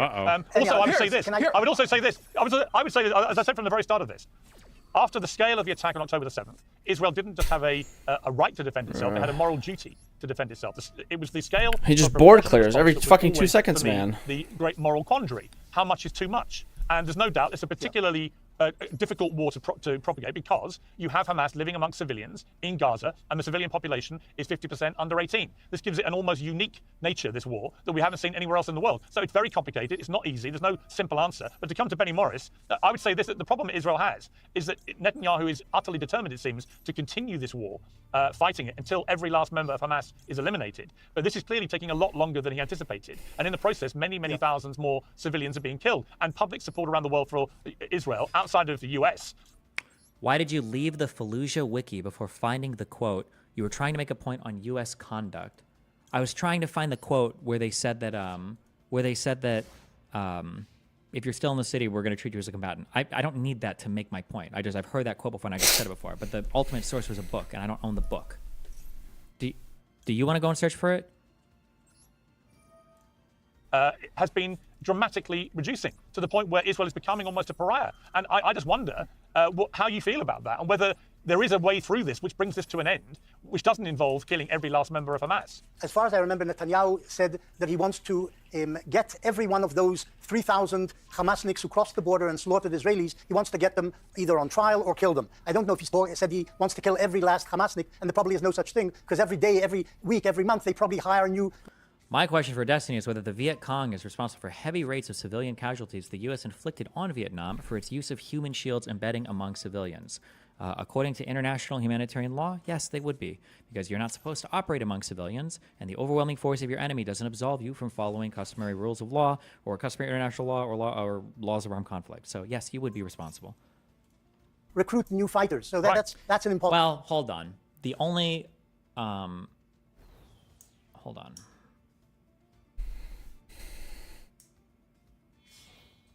No, yeah, I'm pretty sure that's true. The thing I was saying is I don't know enough about the origination of the Vietnam War and the Gulf of Tonkin incident and all that bullshit. But because I was going to say, well, if you start a war under false pretenses and the United States bombs like a civilian city to kill militants or whatever, then I don't think you would be at fault for that. But if you're conducting military operations and you're moving through the civilian population and you're utilizing that for propaganda purposes, meaning you're expecting to get a military advantage, or you are that becomes part of your battle tactics, yeah, that would be it doesn't matter if you're, for some reason, a lot of like bleeding heart losers like to say that like, oh, but it's not fair, the other side is so big and strong. It doesn't matter. That doesn't absolve you from your responsibility to make sure that your civilian population is not being killed in combat. Possibility, but it does want to destroy Hamas as a military and a governmental organization, and that's something I certainly identify with. I don't think that Norman is quoting correctly. I don't. Oh, I'm so glad this fucking news is back. Oh, and he has to summon another. Still not apply? Oh, thank God. No, proportionality. Because of this fucking card that I can't get rid of. Both sides can be doing wrong at the same time. Let's say that one militant fires a rocket from a civilian apartment complex. It was just one militant. He had one rocket launcher. He fires one rocket out of an apartment complex that has 5,000 civilians. And then let's say that the enemy, because they see that rocket, decides to bomb that apartment complex. You would say that the attacker of the apartment complex that bombed it probably didn't engage in a good proportionality assessment, and then that would be not good. That's arguably a war crime, right? If you can show that they knew how many civilians were in there and everything, and they bombed it anyway, right? However, the other side, in fighting from a civilian area and hoping to gain an advantage of that, is also engaged in a war crime. Unfortunately, I don't care. Oh, is there anything else I want to watch before I dip? The NDP wants Canada's Elections Commissioner to look into online bots, backing Conservative leader Pierre Poilievre. They say if Conservatives are paying for social media posts, they should be considered third-party advertising. If not, they could be examples of foreign interference. There's basically duplicate messages flooding social media, the exact same message from people that seem to be having addresses around the world. That is sketchy behavior, and we need to know what it's about. This after Press Progress noted hundreds of identical social media posts saying they were, quote, buzzing from the energy of a Poilievre rally. Wait, true. Wait, what the fuck? Wait, what the fuck from France joined this year? Wait, this is a bot. Hello? What the fuck? Just got back from Pierre Poilievre's rally in Kirkland Lake, and I'm still buzzing from the energy as a northerner. A northerner of what? France? It is refreshing to see a leader who actually listens to our concerns and prioritizes. Who's our? You live in France. Identical social media posts saying they were, quote, hold on. I need to find out. Wait a second. This account is not real. No? No? Hold on. Hold on. Fuck. What happened? What did I do?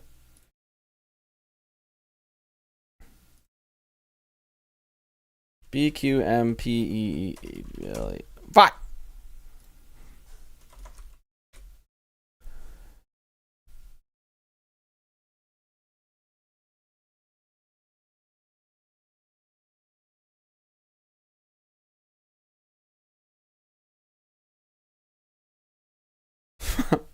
What the hell?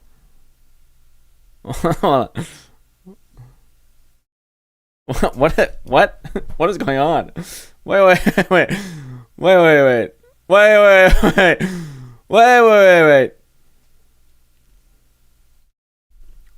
Are these? Wait. Just spent the weekend hiking and was struck by devastating impact of global warming on our natural wonders. Rising temps are melting glaciers, destroying habitats, and altering ecosystems. We must take action now to reduce our carbon footprint. Just spent the afternoon at a billionaire's car museum, and still, what is that? What? No, I don't care. What the hell are these posts? Okay, not a bot account for sure. Buzzing from the energy of a Poilievre rally in Northern Ontario last week. Wait, whoa, what the fuck? Hold on, another account.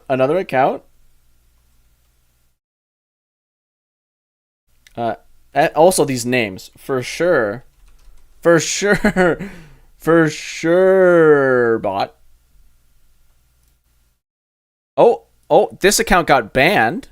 Interesting. Okay, developing. Some of the posters developing are located story. in countries like France, England, and Russia. No, dude, that's actually so fucked. Okay, wait, one more account. These are getting flagged for bots, I'm assuming is what's happening right now. Yepsenia. Yeah, okay, these are definitely getting flagged as bots, but what? Just watch Pierre Poilievre rally in Kirkland Lake and still buzzing from the energy as a Northern Ontario. You're from Northern Ontario? Hey, when the fucking did you cross over? Did you cross?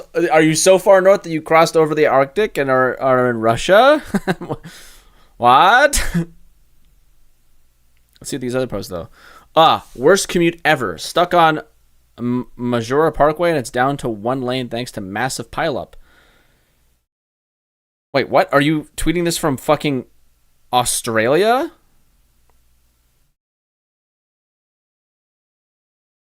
Just watch the German Hannibal ladies crush Slovenian. I don't care. My grandma used to be Ratatouille. Wait, what? Used to make Ratatouille Gillette from the summer gatherings, and it was I don't care. Sister doing it for themselves, watching Catherine. Still in the 8th grade civics and teacher drilling the importance of Constitution into our head. Fast forward to Milwaukee, where Republicans just crowned a leader who tried to overturn it. The hypocrisy is staggering. What is going on? I still remember the tears of joy I shed when Kamala Harris announced her presidential bid. Now she's one step closer to making history as she's narrowed down her VP choices and takes on Trump or Vance. What is happening? Now, this is the only thing that's strange, is that these might be bot accounts, but why the weirdness of so Pierre Poilievre supporter, but also Kamala Harris supporter and Donald Trump hater? It's possible, unlikely, but possible. But also tweeting from Canberra, which is in Australia.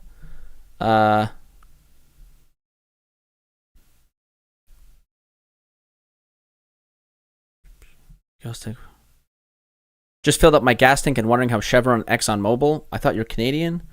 Earnings report will impact prices at the pump. Meanwhile, thrilled to hear that North Dakota's wheat crop is looking strong. Every little bit helps with global food security. Just got my coffee and sat down to catch up on news, only to find out Britain's government has declared the country's broken. Broken? What the hell is going on here? As a woman in politics, I thought you're a woman in tech. Maybe you're both.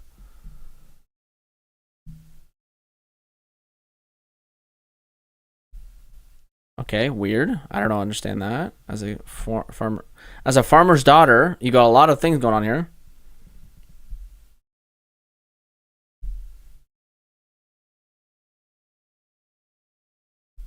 Okay, still getting chills. Talking about Rajos Perek and Teddy Reiner lighting up the Olympic cauldron. I got chills watching Paris. Really French. I don't care. I just experienced Paris like never before. The night veered from classic can to modern house beats. The defiant spirit of rebuilding Notre Dame rocked my soul. Modern Persian fashion stole the show. Who else ready for this? Maybe that's I don't know. Okay. As a female, what the hell? As a female hockey fan, as a farmer's daughter, as a woman in politics, what the fuck? As a female hockey fan, I'm appalled by Stan Bowman's failure to protect Kyle Beach and unarmed teammates. Still on cloud 9 after witnessing Maurice Longbottom seal the deal for Australia against the USA. Just had to cancel my beach trip due to severe heat wave. It's heartbreaking to see our planet suffer from rising temps. We must take action. Getting ready to cheer on our amazing Canadian athletes. As I swim laps at my local pool, I'm ready to, it's so weird. Why are all these tweets, and why are you located in Russia? What? Russia, the Conservative Party sent CBC a statement that reads in part, the CPC does not pay for bots and has no idea who is behind these accounts. We are seeking the support of actual Canadians as witnessed by large in-person turnouts at our events. We remain very concerned about any foreign interference and call upon the government to release anything that it might know. So, do possible bot posts supporting Canadian politicians need more scrutiny? It's time to bring in the power panel. Cameron Ahmed is a former head of communications to Prime Minister Justin Trudeau. Lisa Raitt is a former Conservative cabinet minister, and Émilie Nicolas is a columnist for Le Devoir. Welcome to the show, everybody. The Conservatives also pointed out some bot accounts seem to support Justin Trudeau, though the Liberal Party says it does not use or interact with online bots.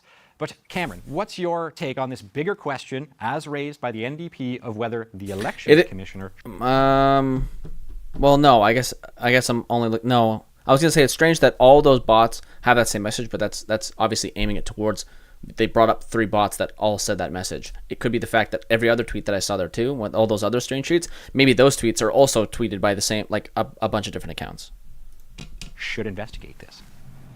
Well, I think they're probably right. I mean, and Mr. Singh is right when he says it's sketchy. It's obviously strange, and it's obviously also concerning for a democratic process when you have this type of manipulation occurring on social media to such a large scale. I think if the Conservative Party wants to show that it takes it seriously, then they would say that they do and actually try and do something about it, try and get accountability from the social media websites, or participate in a process to try and figure out and get down to the bottom of it, and also try and work with the government on the online harms bill, which actually I believe had a section devoted to trying to get accountability over bot farming and the presence of these types of accounts online. It's not a good thing for democracy when you have this level of manipulation. You don't know where it's coming from. You don't know how to shut them down. And as we get closer and closer to an election, we need to have stronger processes and accountability for political parties if they have any role in farming these kinds of accounts. There is an official term for this. It's called astroturfing. It refers to the use of these robotic accounts to fake what appears to be grassroots support for a politician or a political party. It's not limited to any one movement, and some experts say it's been going on for years. So, Lisa, what's your take on whether the Conservatives should agree and call on the Elections Commissioner to investigate this activity? Why is it up to the Conservatives? Like, guys, let's get serious here. Do we honestly Why is it up to the Conservatives? I don't know. It's maybe because right now they're the ones getting hit with bots that seem to be fomenting the support. think that the Conservative Party is buying these bots? No, they're not. That's why you do the investigation. Oh, then call the investigation. Oh, easy. Then just do the investigation. Duh. Oh, you don't think so? Okay, then do the investigation. No big deal. Obviously. Yeah. Open the investigation. They said they're not doing it. What we do have is a serious concern about Oh, they said they're not doing it. I'm so sorry. They said they're not doing it. They must not be doing it. foreign intervention in any elections. Well, should they call for somebody to investigate it from that angle then? Why not? I mean, that's okay. But look, this is grandstanding by Charlie Angus. No question in my mind. He's writing a letter to the Elections Commissioner. He's trying to get some ink around his outrage around it. This is a serious issue. If the parties want to deal with foreign interference, they should deal with it head on, and they should deal with it together instead of the grandstanding. Wait, is she gonna mention the names that you can't even release because it would be an incredible fucking violation of our security? It would be, but is she gonna do it? Trying to score political points off of one another. And a pox on all the parties, quite frankly, on this one, because it's a serious matter, and Canadians do actually care about foreign interference. They care about it a lot. But this notion of pointing fingers and saying that it's the Conservative Party that are hiring bots from Russia and from France, that is not helping overall. The big issue that we have facing us together as a democracy, and then finger pointing and saying, well, the Conservatives aren't rushing quickly enough into saying that this is a wrong thing. That, again, is a red herring, my friend. The issue here is there is foreign interference. Somebody, anybody, all of them should investigate it, quite frankly. But to have it turn into a political issue, this is why we get bad raps. Emily, what do you think about that? How should we go about addressing this then? Well, first of all, there needs to be an answer. I'm sorry. I just realized the ridiculousness of making this a political issue. I'm sorry. What do the Conservatives do on every single tiny little itty bitty fucking thing ever? They make it political. So, like, shut the fuck up. And a condemnation and a dissociation from any party that receives advantage from bot farming or from artificial intelligence or from any form of foreign interference. So that's why I think there was a statement called from the Conservative Party. Now that this is being done, I think it's helpful to remember that just last spring, Joshua Bengio and over 100 leading experts in AI ethics called for a pause in the development of AI after the release of ChatGPT, because essentially, and I'm loosely quoting what they said, now that artificial intelligence has controlled language and is getting better at controlling language, language is the key to human civilization. So if robots understand language, they can make us lose control of our own society. And they warned that if we do not pause the development of AI in that context, until we have correct legislation to be able to deal with this threat, it's going to have an impact on elections globally and our democracies because and because of exactly what the kind of things that we're seeing today. We're saying that it's very easy for people to program robots that fake language that makes us lose sight of what is real and what isn't in terms of social mobilization, political engagement, and that has huge impact on how we poll and how we see who has momentum or not in an election. And there's manipulation that makes essentially our electoral laws obsolete until we figured out this threat. And this is much bigger than any political party. And actually, it is much bigger than just Canada. So Canada has to put its duck in a row. And I know that there's been work in the parliament in terms of trying to figure out a way to legislate around AI. But that's actually an urgent global issue that threatens democracy worldwide. Certainly, we're seeing some of the impacts of AI and online misinformation right now all over the world, whether it's AI-generated videos being shared in the US or misinformation fueling riots in the UK. So, Lisa, to that point, putting the partisan wrangling aside, how much greater is that risk to our next election? Just how grave is that threat? I think it's very real, and we have to take it very seriously. I don't think that the Commissioner of Elections is the right path to go down in dealing with it. I'm not sure of exactly how many powers the Commissioner is going to have when it comes to getting to the bottom of this. I agree with Cameron on one thing, that there should be a collective agreement that the parties will work together on this. I don't know how they come about and do it because of the heightened politicism of this, but certainly refraining from turning it into a political issue is one way to go forward. But I do believe that all of us have to make sure that the next general election, whenever that is going to be, is one that at least we have acknowledged that this could happen and put into place some fences to ensure that if we do recognize it happening, we are going to be able to deal with it and to protect our democracy at the end of the day. I think it's a real serious issue. So, Cameron, what would a serious response look like then, in your mind? If it isn't the Elections Commissioner investigating this, does this come under the umbrella of the Election Monitoring Task Force? Is there some other agency, some other body that could be invoked to look into this? What do you think? Well, I agree entirely with Lisa that this is a serious threat that we face as a country and as a democracy, and Emilia is right that it is a global phenomenon. It's also not new. This is not something that is just happening for the first time and we're just seeing politicians jump on one example. Grandstanding in the moment is probably not the most productive approach, but I think ultimately there has to be some accountability on the social media companies too, and that's something that the government has tried to address. Other countries have managed to at least start addressing, and in reality, I don't think we've seen the Conservative Party show any willingness to put any legislative guardrails or any regulations around social media companies who have a responsibility to label certain content online as misinformation, as disinformation, as manipulative or manipulated.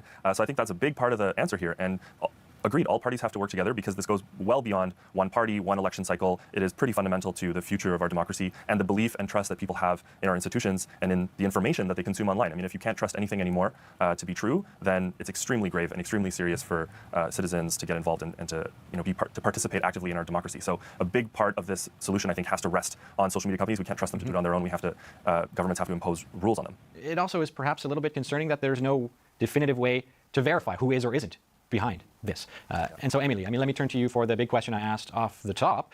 If this doesn't get under control, could these bot posts actually sway the way Canadians vote? Yes. It has played, Russia, there's already been a lot of investigation into how they played a role in the 2016 election between Hillary and Trump. And certainly social media mobilization played a role there. So this is not a sci-fi scenario. This is things that we've seen before. And that's also something that Cameron already insisted on.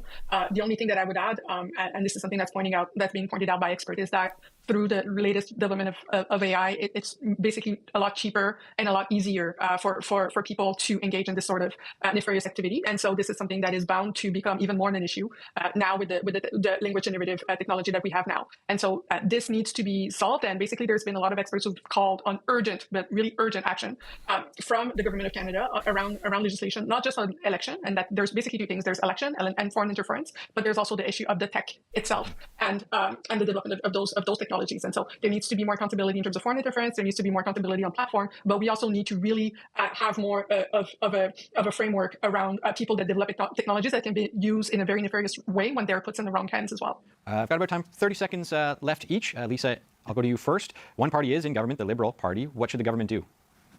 Take it seriously, plan for the future, protect the next election. But isn't it funny we're talking about what's essentially a positive tweet? I tend to get more worried about the bot farms that come after and spread misinformation. This wasn't technically misinformation. It was somebody saying they liked that they went to a rally of Pierre Poilievre's. So it's a weird one to single out as being foreign interference.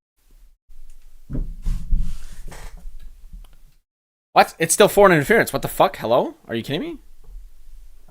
If you're paying for fake support to drive engagement, that's still not good. Even if it's misinformation or not. What? Who fucking cares? Misinformation is obviously worse, but this is still a form of interference. There's more to come. And Cameron, what would you say in response to that, as I pointed out?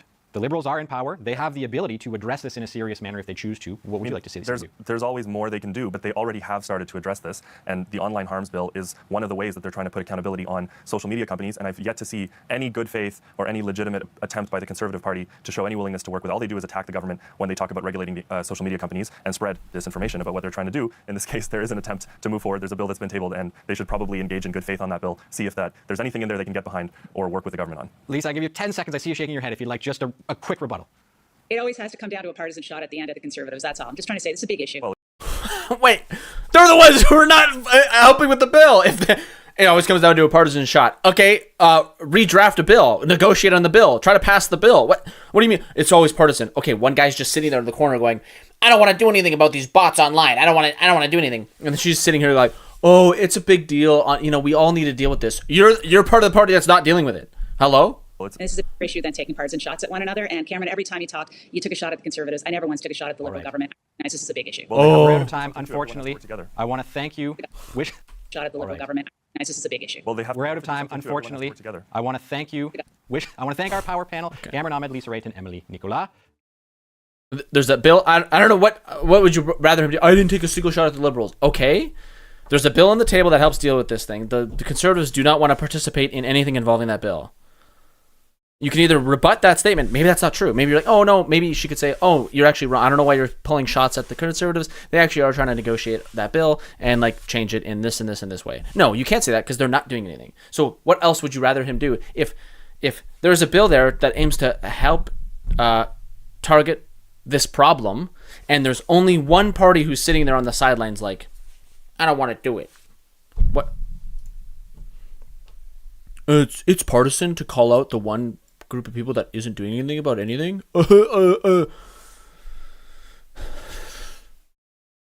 Anyways, that's Jover.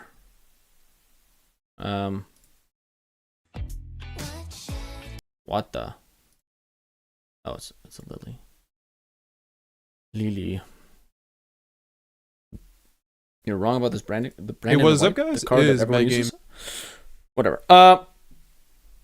I'm gonna take off. I'm tired. Yeah.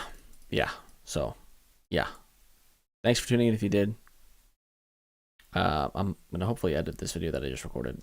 We'll see how it goes. And I'll post that up because memes. And yeah. Other than that, sleep tight. Don't